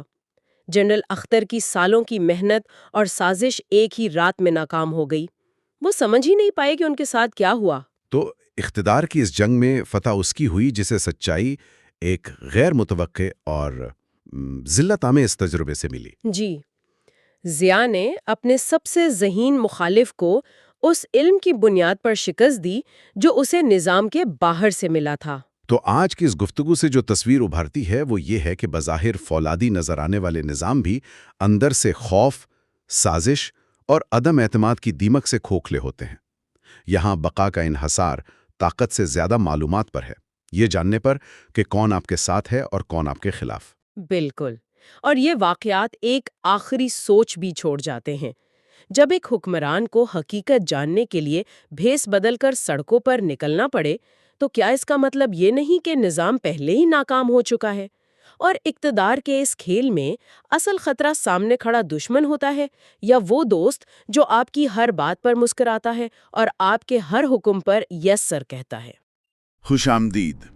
آج ہمارے پاس جو مواد ہے وہ ایک تحریر سے لیے گئے کچھ اقتباسات ہیں جو پاکستان میں ایک فوجی حکومت کے دور کی عکاسی کرتے ہیں۔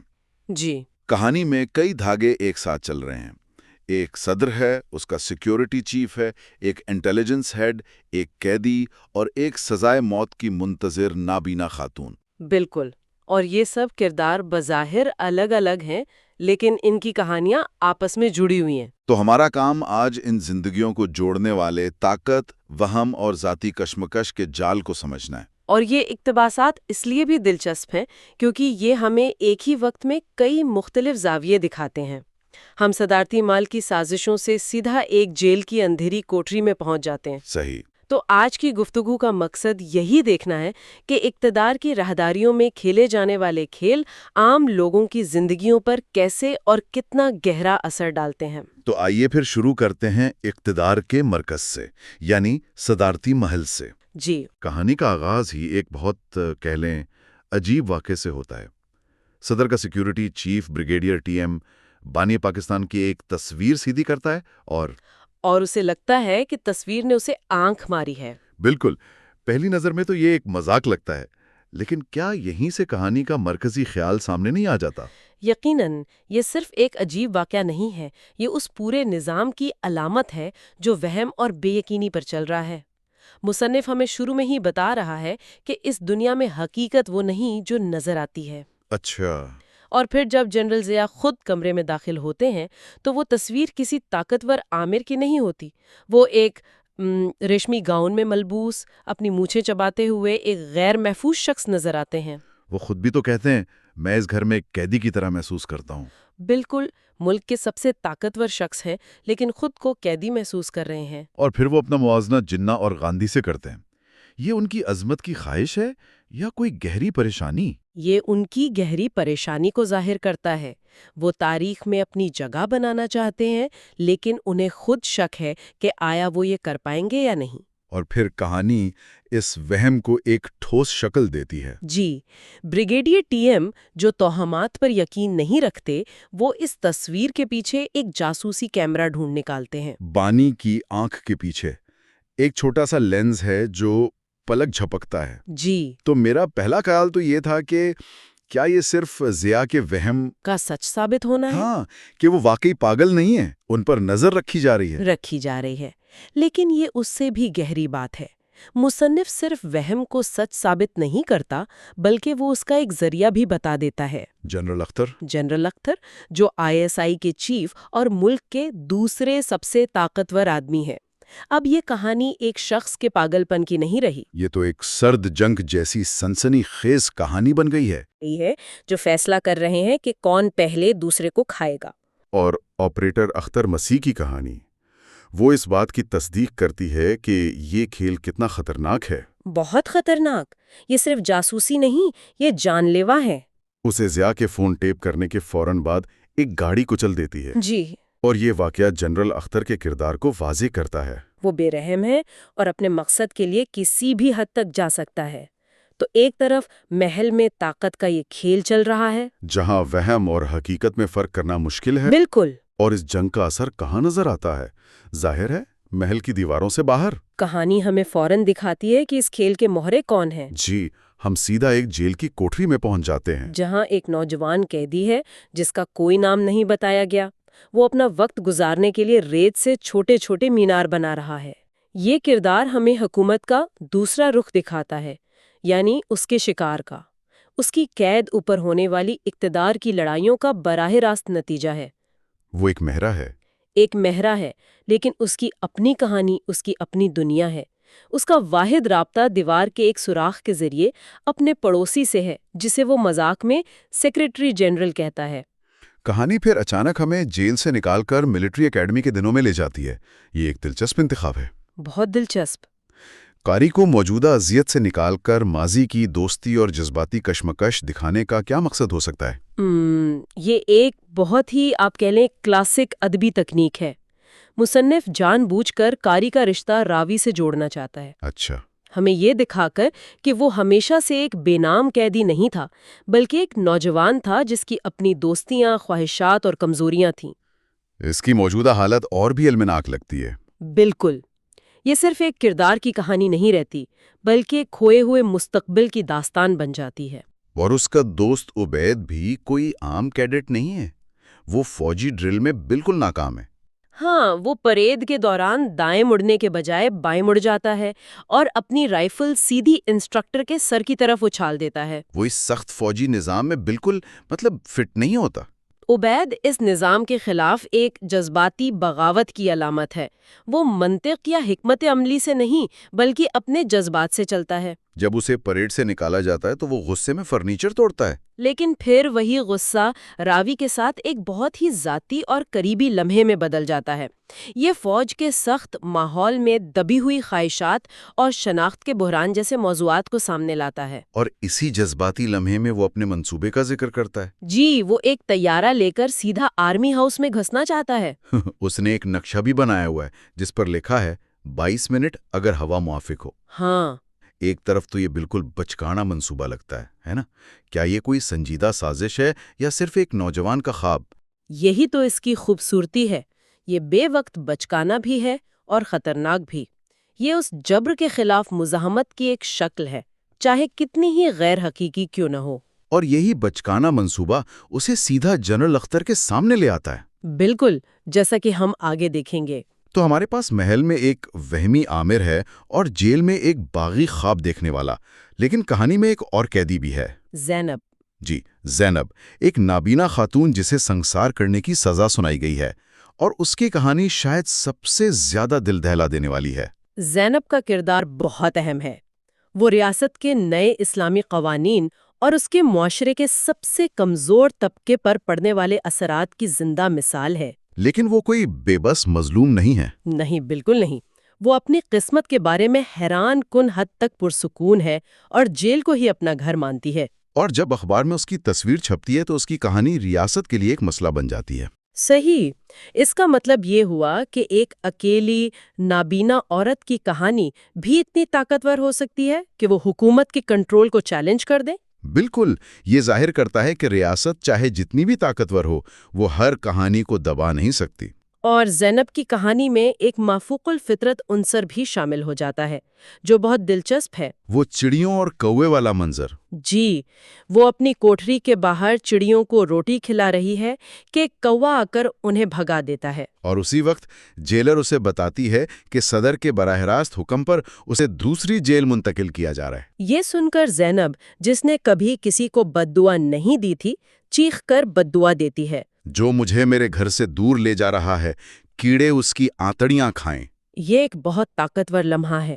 یہ جرنلوں کی سرد حسابی سیاست سے بالکل مختلف دنیا ہے۔ یہ فطرت، لوک کہانی اور ایمان کی طاقت ہے۔ بالکل، اور کہانی میں ذکر ہے کہ اگر کوئی کوا کسی ایسے شخص کی بددعا سن لے جس نے اسے کھلایا ہو تو وہ اسے اس شخص تک پہنچا دیتا ہے جس کے لیے وہ بددعا ہو۔ تو مصنف یہاں یہ اشارہ دے رہا ہے کہ انصاف کے کچھ ایسے نظام بھی ہیں تو ریاست کے کنٹرول سے باہر ہیں، جی، اور پھر کہانی کے تمام دھاگے آپس میں ملنے لگتے ہیں۔ ہاں، اب چیزیں تیز ہوتی ہیں۔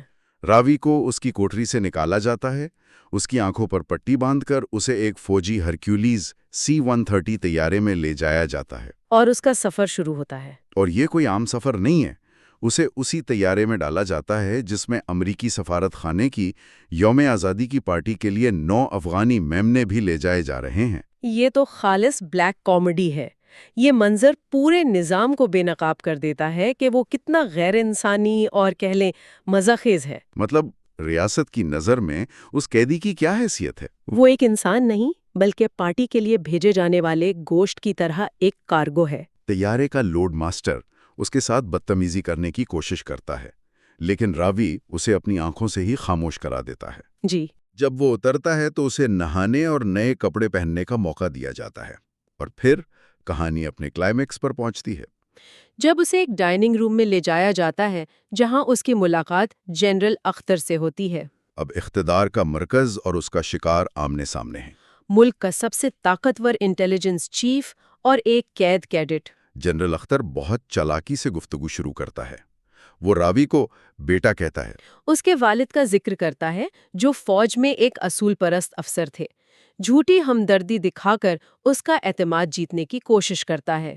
وہ کہتا ہے تمہارے والد اصولوں کے آدمی تھے، وہ اصولوں پر جیے اور اصولوں پر ہی مرے۔ یہ ایک بہت ہی ظالمانہ طنز ہے کیونکہ ہمیں پتہ ہے کہ اس کے والد نے خودکشی کی تھی۔ اختر کا مقصد صاف ہے، وہ عبید کے منصوبے کے بارے میں جاننا چاہتا ہے۔ اور جب راوی کچھ نہیں بولتا تو اختر اسے اپنی ایک کہانی سناتا ہے۔ تقسیم ہند کے وقت کی کو بحفاظت ہندوستان پہنچانے کا وعدہ کیا، لیکن راستے میں حملہ آوروں کو اشارے بھی کرتا رہا تاکہ وہ ٹرین کو لوٹ سکیں۔ یہ تو بہت خوفناک ہے۔ وہ اپنی بے رحمی کا قصہ سنا کر کیا ثابت کرنا چاہتا ہے؟ یہ کہانی اختر کے کردار کی حقیقت کو بے نقاب کرتی ہے اور راوی کے لیے ایک چھپی ہوئی دھمکی بھی ہے۔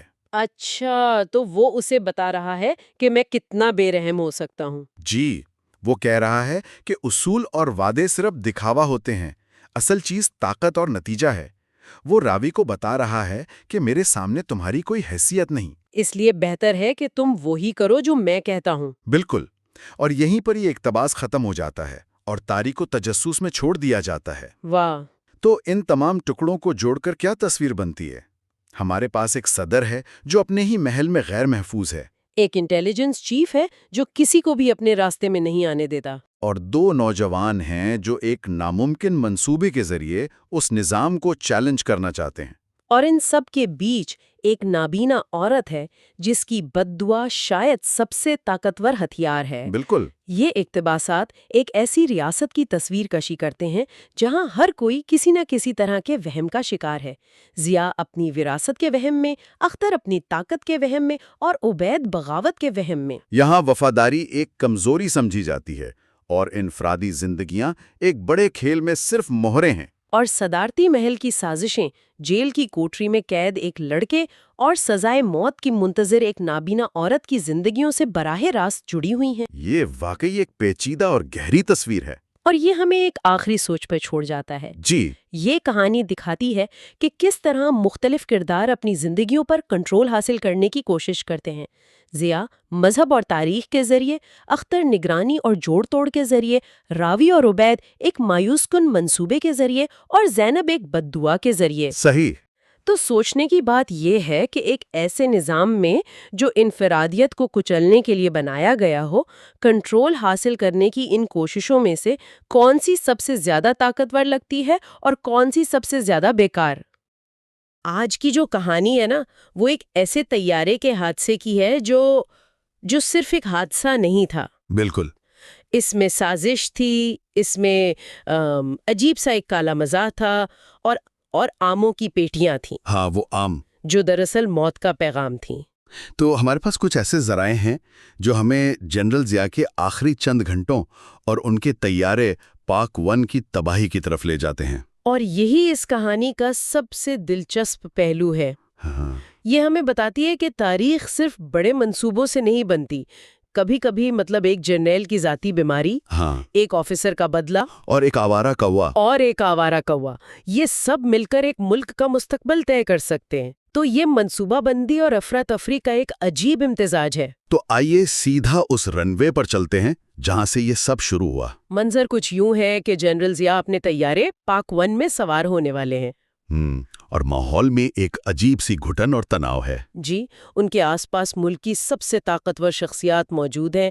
ایک جنرل اختر ہیں جو اندر سے کانپ رہے ہیں. ہاں، اور ایک پراسرار جنرل بیگ ہیں، اور ہمارا راوی ایک نوجوان افسر جو شاید اپنا کوئی پرانا حساب چکانے آیا ہے. یہ تناؤ صرف محسوس نہیں ہو رہا، یہ تقریباً ٹھوس ہے. خاص طور پر جنرل اختر کی حالت دیکھنے والی ہے. اچھا؟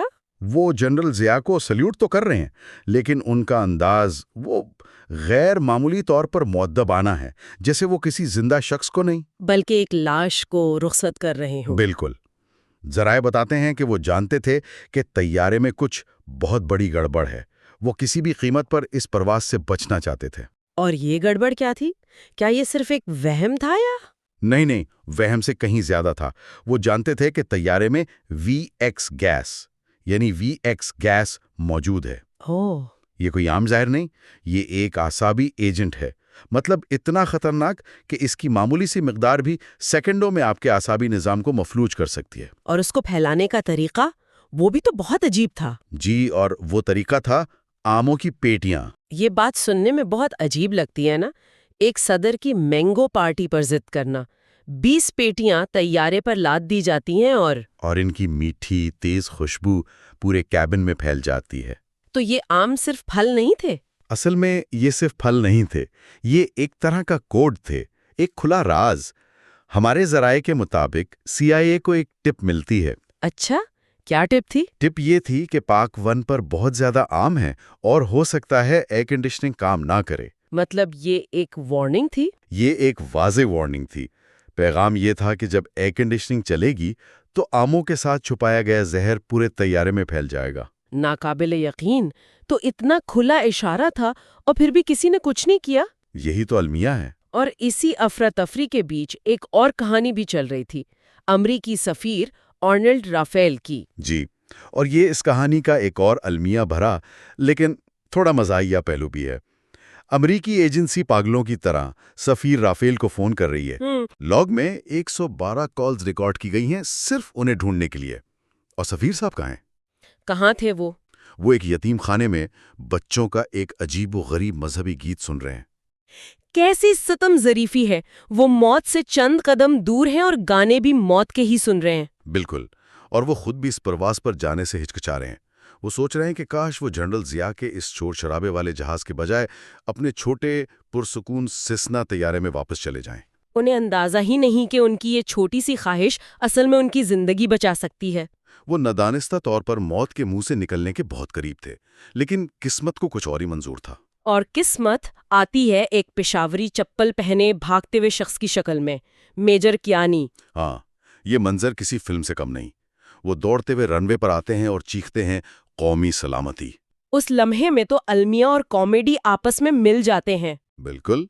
ایک طرف جنرل اختر ہیں جو میجر کیانی کو دیکھ کر سوچتے ہیں کہ شاید یہ کوئی فرشتہ ہے جو انہیں بچانے آیا ہے، کوئی ایسی خبر لایا ہے جس سے یہ پرواز رک جائے. لیکن جنرل ضیاء، جن کی ذہنی اور جسمانی حالت پہلے ہی ٹھیک نہیں، وہ اس نعرے کا ایک بالکل ہی الگ مطلب نکالتے ہیں. جی، وہ قومی سلامتی کو آموں کی کوئی نایاب قسم سمجھ بیٹھتے ہیں. کیا واقعی؟ ہاں، اور بچوں کی طرح خوشی سے چلاتے ہیں، واہ آؤ قومی سلامتی چوستے ہیں. یہ یقین کرنا مشکل ہے. ایک ملک کا سربراہ قومی سلامتی کے نعرے کو عام کی قسم سمجھ بیٹھا. یہ لمحہ اس پورے واقعے کی بے تکی نوعیت کو ظاہر کرتا ہے. وہ میجر کیانی کو گھسیٹتے ہیں اور ساتھ میں ایک ہچکچاتے ہوئے سفیر رافیل کو بھی بازو سے پکڑ کر زبردستی طیارے کی طرف لے جاتے ہیں. تو جنرل اختر کی آخری امید بھی دم توڑ دیتی ہے. جی، سب لوگ طیارے میں سوار ہو جاتے ہیں. اب طیارے کے اندر کا منظر دیکھتے ہیں. ہمارا راوی، وہ نوجوان آفیسر جسے آخر کار طیارے سے اتار دیا جاتا ہے، وہ جاتے جاتے اپنے دوست عبید کو دیکھتا ہے جو ایک کتاب میں کھویا ہوا ہے. اور اسے آموں کی وہ شدید میٹھی اور اب منحوس لگنے والی خوشبو آ رہی ہے. لیکن وی آئی پی پوڈ میں جہاں تمام بڑے لوگ بیٹھے ہیں وہاں حالات بہت تیزی سے بگڑ رہے ہیں. جنرل ضیاء کی حالت کیسی تھی؟ بہت خراب. ذرائع بتاتے ہیں کہ انہیں شدید اندرونی تکلیف تھی جس کی وجہ ایک ٹیپ ورم بتایا گیا ہے. حالت اتنی خراب تھی کہ ان کے جوتوں سے خون رس رہا تھا. اوہ خدایا. ان کا دماغی توازن بھی بگڑ چکا تھا. وہ بے ربط باتیں کر رہے تھے، ایک ایسا لطیفہ سنانے کی کوشش کرتے ہیں جس کا آخر وہ خود بھول جاتے ہیں. اور پھر وہ یہ سمجھنے لگتے ہیں کہ طیارہ ان کی انگلی کے اشارے پر چل رہا ہے. جی، یہ اقتدار کے نشے کی انتہا ہے یا پھر مکمل طور پر ہوش و حواس کھو دینے کی علامت. اسی عالم میں ان کی آخری بات چیت ہوتی ہے. ہاں، جنرل اختر جو موت کو اپنے سامنے دیکھ رہے ہیں اپنی زندگی کا آخری جھوٹ بولتے ہیں. وہ ضیاء سے کہتے ہیں کہ تاریخ آپ کو ایک اچھے مسلمان اور عظیم رہنما کے طور پر یاد رکھے گی. اور امریکی سفیر رافیل جو اب تک خاموش تھے؟ ان کے صبر کا پیمانہ بھی لبریز ہو جاتا ہے جب جنرل ضیاء ان سے پوچھتے ہیں کہ کیا امریکی بھی انہیں ایک عظیم رہنما مانتے ہیں، تو سفیر رافیل کیا کہتے ہیں وہ اپنی زندگی کا واحد غیر سفارتی جملہ بولتے ہیں. وہ کہتے ہیں، نہیں مسٹر پریزیڈنٹ، وہ ایک سور پر لگے نپلوں کی طرح بیکار ہیں. اس شدید تناؤ کے ماحول میں یہ ایک دھماکہ خیز لمحہ تھا. بالکل. اور اسی افراتفری اور ذہنی خلفشار کے بیچ وہ واقعہ ہوتا ہے جس کا سب کو انتظار تھا یا جس سے سب ڈر رہے تھے. Air conditioner. جی، طیارے کا ایئر کنڈیشنر آن ہو جاتا ہے. ایک بٹن دبتا ہے اور اس کے ساتھ ہی پائلٹس کے کاکپٹ میں وی ایکس گیس خارج ہونا شروع ہو جاتی ہے. پائلٹس کے لیے یہ موت کا پیغام تھا. بالکل.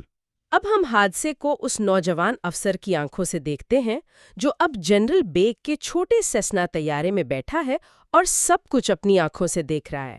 اور پاک 1 ایک عجیب انداز میں حرکت کرنا شروع کر دیتا ہے. اسے کیا کہتے ہیں؟ کوئی تکنیکی نام ہے اس کا؟ جی، اسے فوگوئڈ کہتے ہیں. یعنی ایروناٹکس کی زبان میں ایک طیارے کی ایسی حالت جب وہ پائلٹ کے بغیر خود ہی ایک خوفناک جھولے کی طرح اوپر نیچے ہونے لگتا ہے. اچھا. پہلے وہ آسمان کی طرف جاتا ہے، پھر زمین کی طرف گھوتا لگاتا ہے، پھر دوبارہ اوپر اٹھتا ہے. ایسا لگتا ہے جیسے کوئی دیو اسے ڈبو کر مارنے کی کوشش کر رہا ہو. اور اس کی وجہ کیا بنی؟ کیا یہ صرف گیس تھی یا؟ یہاں کہانی میں ایک اور غیر متوقع موڑ آتا ہے. ٹیکنیکل طور پر یہ سب ایک کوے کی وجہ سے ہوا. ایک کوا؟ جی، ایک آوارہ کوا طیارے کے انجن سے ٹکرا جاتا ہے. اس ٹکر سے انجن پر دباؤ پڑتا ہے اور حفاظتی نظام کے تحت ایئر کنڈیشننگ خود بخود چل پڑتی ہے. تو ایک معمولی سا حادثہ موت کا سبب بن گیا. ایئر کنڈیشننگ چلتے ہی گیس پھیل گئی، پائلٹس فوراً مفلوج ہو کر مر گئے اور طیارہ بے قابو ہو گیا. تو ایک پوری سازش، وی ایکس گیس، آموں کی پیٹیاں اور آخر میں سب کچھ ایک کوے پر آ کر ختم ہوا. بالکل. اور چند لمحوں بعد پاک 1 زمین سے ٹکرا کر آگ کے ایک گولے میں تبدیل ہو جاتا ہے. حادثے کے بعد کا منظر کیسا تھا؟ دل دہلا دینے والا. اسے جہنم کی مونسون کہا گیا ہے.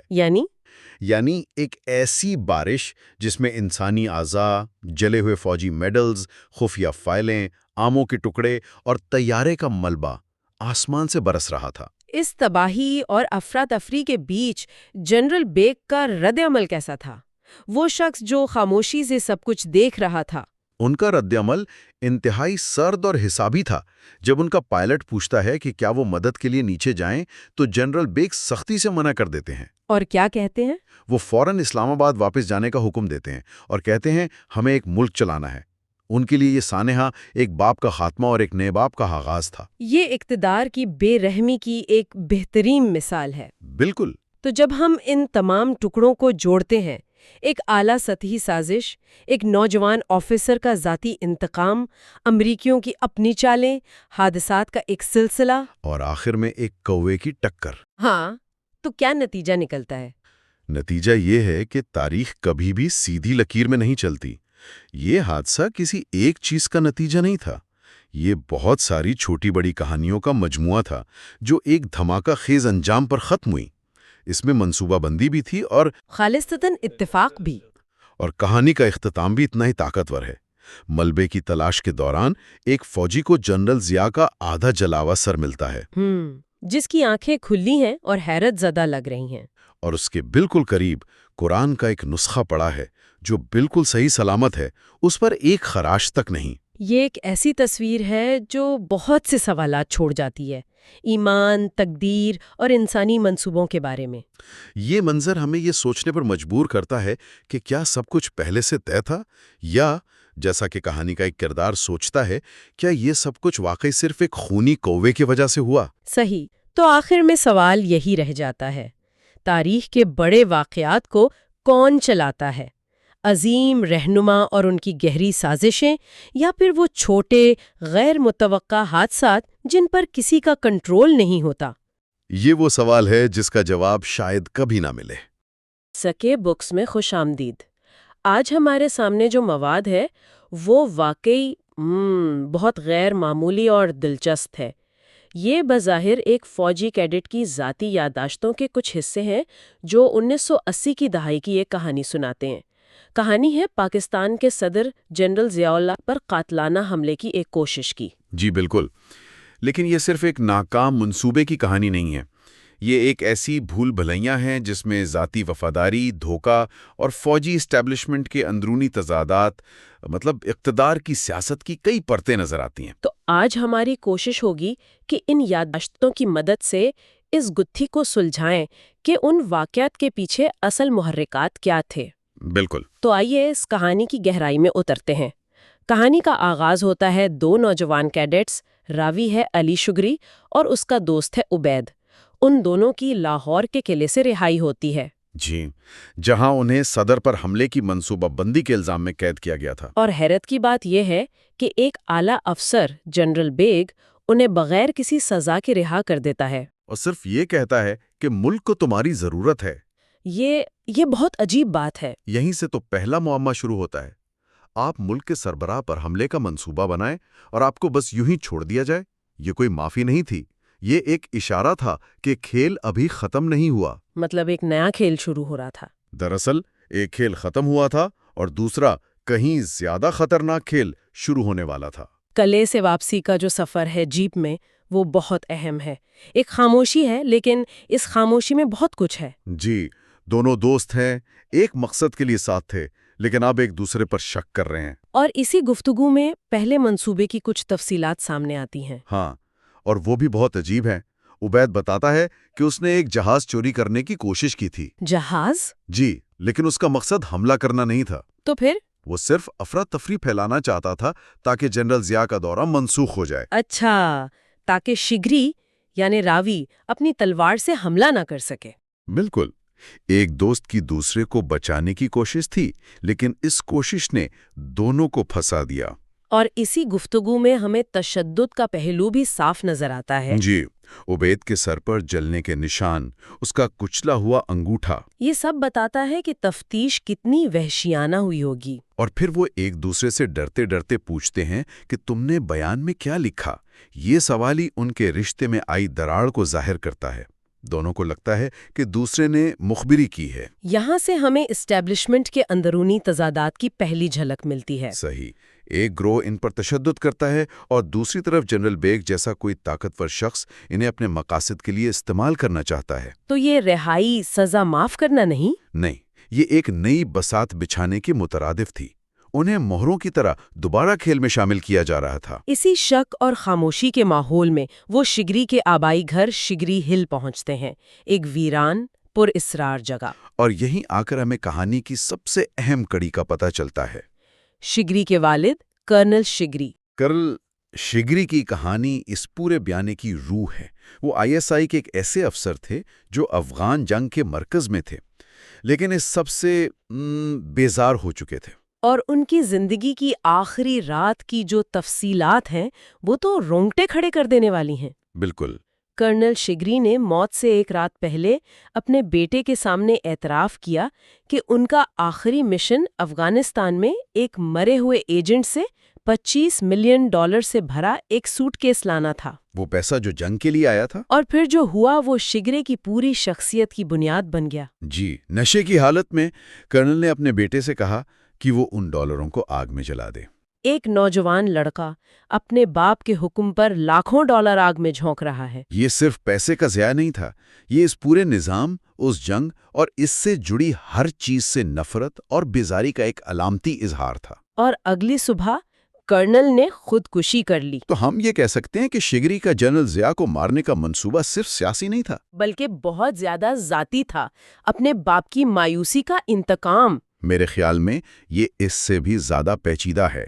باپ کی خودکشی نے شگری کے اندر سے ہر طرح کا خوف نکال دیا تھا۔ اس نے اسے دکھایا کہ جس نظام کے لیے اس کا باپ لڑا وہ کتنا کھوکھلا ہے۔ تو اس کا حملہ صرف ایک شخص پر نہیں بلکہ اس پورے ڈھانچے پر تھا جسے وہ اپنے باپ کی تباہی کا ذمہ دار سمجھتا تھا۔ بالکل۔ اور شگری ہل کی اسی اداس فضا میں، نشے کی حالت میں، عبید اور شگری ایک دوسرے کے سامنے اپنے سب سے بڑے راز کا اعتراف بھی کرتے ہیں۔ جی، اور یہ ایک انتہائی اہم لمحہ ہے۔ عبید مانتا ہے کہ تشدد کے دوران اس نے شگری کا نام لیا تھا، اور پھر شگری بھی تسلیم کرتا ہے کہ اس نے بھی عبید کا نام لیا تھا۔ اور اسی ایک لمحے میں ان کا سارا شک اور غصہ ختم ہو جاتا ہے۔ انہیں احساس ہوتا ہے کہ وہ دونوں ہی شکار تھے۔ انہیں سمجھ آ جاتا ہے کہ انہیں جنرل اختر اور جنرل بیگ جیسے طاقتور لوگوں نے اپنے کھیل میں پیادوں کی طرح استعمال کیا ہے۔ ان کی گرفتاری اور رہائی سب کچھ ایک بڑی سازش کا حصہ تھا۔ تو شگری ہل پر دونوں کو یہ احساس ہو گیا کہ وہ ایک بہت بڑے کھیل کا حصہ ہیں۔ لیکن انہیں یہ اندازہ نہیں تھا کہ کھیل کا اگلا راؤنڈ کتنی جلدی شروع ہونے والا ہے، اور وہ بھی واپس اکیڈمی پہنچ کر۔ اور جو اگلا موڑ آتا ہے وہ تو کسی کے وہم و گمان میں بھی نہیں ہو سکتا تھا۔ اکیڈمی کا کمانڈنٹ شگری کو اپنے دفتر میں بلاتا ہے اور بتاتا ہے کہ اس کے سائلنٹ ڈرل اسکواڈ کو بہاولپور میں جنرل ضیاء کے سامنے پرفارم کرنے کے لیے منتخب کیا گیا ہے۔ یہ تو ناقابل یقین ہے۔ بالکل۔ جس شخص کو آپ نے صدر کو مارنے کے الزام میں پکڑا، اسے آپ دوبارہ صدر کے سامنے ہتھیاروں کے ساتھ پرفارم کرنے کا موقع دے رہے ہیں۔ یہ اسی بڑی شطرنج کی چال ہے جس کا ہم ذکر کر رہے تھے۔ کوئی طاقتور ہاتھ پردے کے پیچھے سے شگری کو یہ دوسرا موقع دے رہا تھا۔ اور سائلنٹ ڈرل تو کوئی معمولی پریڈ نہیں ہوتی۔ نہیں، بالکل نہیں۔ یہ ہتھیاروں کے ساتھ مکمل خاموشی میں کی جانے والی ایک انتہائی ڈسپلنڈ اور خطرناک کوریوگرافی ہے۔ منصوبے کا حصہ بنانے والا تھا۔ تو شگری اپنی زہر میں بجھی تلوار کے ساتھ دوسرے حملے کی تیاری شروع کر دیتا ہے۔ لیکن جب وہ یہ سب کر رہا تھا، کہانی ہمیں ایک اور جگہ لے جاتی ہے۔ جوائنٹ چیفز کے ہیڈ کوارٹر۔ جی، وہاں ایک بالکل مختلف اور کہیں زیادہ پوشیدہ منصوبہ تیار ہو رہا تھا جس کی شگری کو بھنگ تک نہیں تھی۔ یہ سازش کون کر رہا تھا؟ یہ سازش ہو رہی تھی کہیں زیادہ اونچے level per. Joint chiefs of staff committee کے چیئرمین جنرل اختر، وہ صدر کے جہاز پاک 1 میں ایک مہلک گیس چھوڑ کر جنرل ضیاء کو مارنے کا منصوبہ بنا رہے تھے۔ اور منصوبہ یہ تھا کہ اسے ایک حادثہ قرار دیا جائے۔ اس کام کے لیے انہوں نے ایک خاص قسم کا لیونڈر ایئر فریشنر تیار کروایا تھا جسے جہاز کے ایئر کنڈیشننگ سسٹم میں رکھا جانا تھا۔ ایک خاموش، بے آواز موت جس کا کوئی ثبوت نہ ہو۔ بالکل۔ لیکن اس سازش میں بھی ایک غیر متوقع موڑ آتا ہے۔ جی، میجر کیانی جسے یہ ایئر فریشنر جہاز میں رکھنے کا کام سونپا جاتا ہے، اسے آخری لمحے پر پتہ چلتا ہے کیا؟ کہ اسی جہاز میں امریکی سفیر آرنولڈ رافیل بھی سفر کریں گے۔ اور یہ سنتے ہی میجر کیانی کے پیروں تلے سے زمین نکل جاتی ہے۔ اسے احساس ہوتا ہے کہ یہ صرف ایک صدر کا قتل نہیں رہے گا۔ امریکی سفیر کی موت کا مطلب پورے خطے میں آگ لگ سکتی ہے، عالمی طاقتیں بھی لپیٹ میں آ سکتی ہیں۔ اسے لگتا ہے کہ اس سے تیسری عالمی جنگ چھڑ سکتی ہے۔ تو اس کا ضمیر جاگ اٹھتا ہے۔ اور وہ اس منصوبے کو روکنے کے لیے راولپنڈی سے بہاولپور کے لیے دیوانوں کی طرح گاڑی بھگاتا ہے، یہ جانتے ہوئے بھی کہ اس کی اپنی جان خطرے میں پڑ سکتی ہے۔ تو اب بہاولپور کی زمین پر 3 کہانیاں ایک ساتھ اپنے انجام کی طرف بڑھ رہی ہیں۔ شگری اپنی زہر آلود تلوار کے ساتھ، جنرل اختر کا ایئر فریشنر جو جہاز میں نصب ہو چکا ہے، اور میجر کیانی جو ان سب کو روکنے کے لیے وقت سے لڑ رہا ہے۔ ایک طوفان سے پہلے کا سکون تھا۔ اور پھر بہاولپور میں وہ دن آ جاتا ہے، ٹینکوں کا مظاہرہ جس کے لیے یہ سب اکٹھے ہوئے تھے بری طرح ناکام ہو جاتا ہے۔ ٹینک نشانے نہیں لگا پاتے اور ماحول میں ایک عجیب سی مایوسی اور تناؤ پھیل جاتا ہے۔ اسی ماحول میں شگری کے سائلنٹ ڈرل اسکواڈ کو پرفارم کرنے کے لیے بلایا جاتا ہے۔ ایک لمحے کے لیے سوچیں، وہ منظر کتنا ڈرامائی ہوگا۔ ایک طرف ناکام مظاہرے کی وجہ سے صدر اور جنرلوں کے چہرے اترے ہوئے ہیں، اور دوسری طرف شگری اپنے اسکواڈ کے ساتھ مکمل خاموشی اور نظم و ضبط کا مظاہرہ کرنے آ رہا ہے۔ اور اسی نظم و ضبط کے پیچھے ایک مہلک ارادہ چھپا ہے۔ ڈرل کے دوران ایک لمحہ ایسا آتا ہے جب شگری اپنی تلوار کے ساتھ جنرل ضیاء کے بالکل ساتھ کندھے سے کندھا ملا کر چل رہا ہوتا ہے۔ ملک کا سب سے محفوظ اور طاقتور شخص اپنے قاتل سے صرف چند انچ کے فاصلے پر ہے۔ یہ جو ذہنی کنٹرول ہے، یہی اس کہانی کو اتنا دلچسپ بناتا ہے۔ بالکل، شگری کے چہرے پر مکمل سکون ہے، جبکہ اس کے دماغ میں قتل کا منصوبہ چل رہا ہے۔ وہ ایک منصوبہ بند حادثہ کرواتا ہے۔ کیسے؟ اس کے اشارے پر 2 کیڈٹس اپنی رائفلیں ہوا میں اچھالتے ہیں اور وہ جان بوجھ کر آپس میں ٹکرا جاتی ہیں۔ اس افراتفری میں جب سب کا دھیان گرتی ہوئی رائفلوں کی طرف ہوتا ہے، شگری جنرل ضیاء کو گرنے سے بچانے کا ناٹک کرتا ہے اور اسی لمحے اپنی زہر آلود تلوار کی نوک جنرل ضیاء کے ہاتھ پر چبھو دیتا ہے۔ زخم اتنا معمولی ہوتا ہے کہ صرف خون کا ایک قطرہ نکلتا ہے۔ کسی کو شک تک نہیں ہوتا، سب اسے ایک حادثہ اور شگری کی حاضر دماغی سمجھتے ہیں۔ اسے ایک معمولی خراش سمجھ کر نظر انداز کر دیا جاتا ہے۔ لیکن شگری جانتا ہے کہ اس کا کام ہو گیا ہے۔ اور پھر کہانی ہمیں اس انتہائی کشیدہ لمحے پر لا کر چھوڑ دیتی ہے۔ جی، جنرل ضیاء شگری کی اس بہادری سے اتنا متاثر ہوتا ہے کہ اس کے کندھے پر ہاتھ رکھتا ہے اور اسے اپنے ساتھ لے کر آفیسرز میس کی طرف چل پڑتا ہے۔ اور اسی وقت امریکی سفیر قریب ہی ایک چرچ جانے کے لیے اجازت لیتا ہے اور وعدہ کرتا ہے کہ وہ واپسی کے سفر کے لیے سیدھا جہاز پر پہنچ جائے گا۔ تو اب تمام کردار اپنی اپنی جگہ پر ہیں۔ شگری کا زہر اپنا کام شروع کر چکا ہے، جنرل اختر کا ایئر فریشنر جہاز میں موجود ہے، امریکی سفیر تھوڑی دیر میں اسی جہاز میں سوار ہونے والا ہے، اور میجر کیانی شاید کسی بھی لمحے وہاں پہنچ کر سب کچھ بتا سکتا ہے۔ تو ہمارے سامنے کئی سوالات ہیں جن کا جواب ان یادداشتوں میں نہیں ہے۔ کیا شگری کا زہر کام کرے گا؟ کیا جہاز اڑے گا اور ایئر فریشنر والا منصوبہ کامیاب ہوگا؟ یا میجر کیانی وقت پر پہنچ کر تاریخ کا دھارا بدل دے گا؟ یہ بیانیہ ہمیں مجبور کرتا ہے کہ ہم تاریخ کو صرف ایک سرکاری ورژن سے نہ دیکھیں۔ جی، یہ بتاتا ہے کہ کسی بھی بڑے واقعے کے پیچھے بظاہر نظر آنے والی حقیقت کے علاوہ کئی چھپی ہوئی کہانیاں، سازشیں اور ذاتی محرکات ہو سکتے ہیں۔ یہ صرف ایک شخص کو مارنے کا منصوبہ نہیں تھا۔ نہیں، یہ اقتدار، وفاداری، دھوکے اور بقا کی ایک پیچیدہ جنگ تھی جس میں ہر کردار اپنے مقاصد کے لیے لڑ رہا تھا۔ اس مواد سے جو سب سے گہری بات سامنے آتی ہے وہ شاید یہ ہے کہ جب اتنی ساری قوتیں، اتنے سارے منصوبے ایک ہی مقصد کے لیے متحرک ہوں تو آخر میں یہ جاننا تقریباً ناممکن ہو جاتا ہے کہ اصل میں ہوا کیا تھا۔ یہ ایک خیال ہے سوچنے کے لیے کہ تاریخ کیا وہ ہوتی ہے جو لکھی جاتی ہے، یا وہ جو انکہی کہانیوں اور سازشوں کے دھند میں ہمیشہ کے لیے چھپی رہ جاتی ہے۔ بالکل۔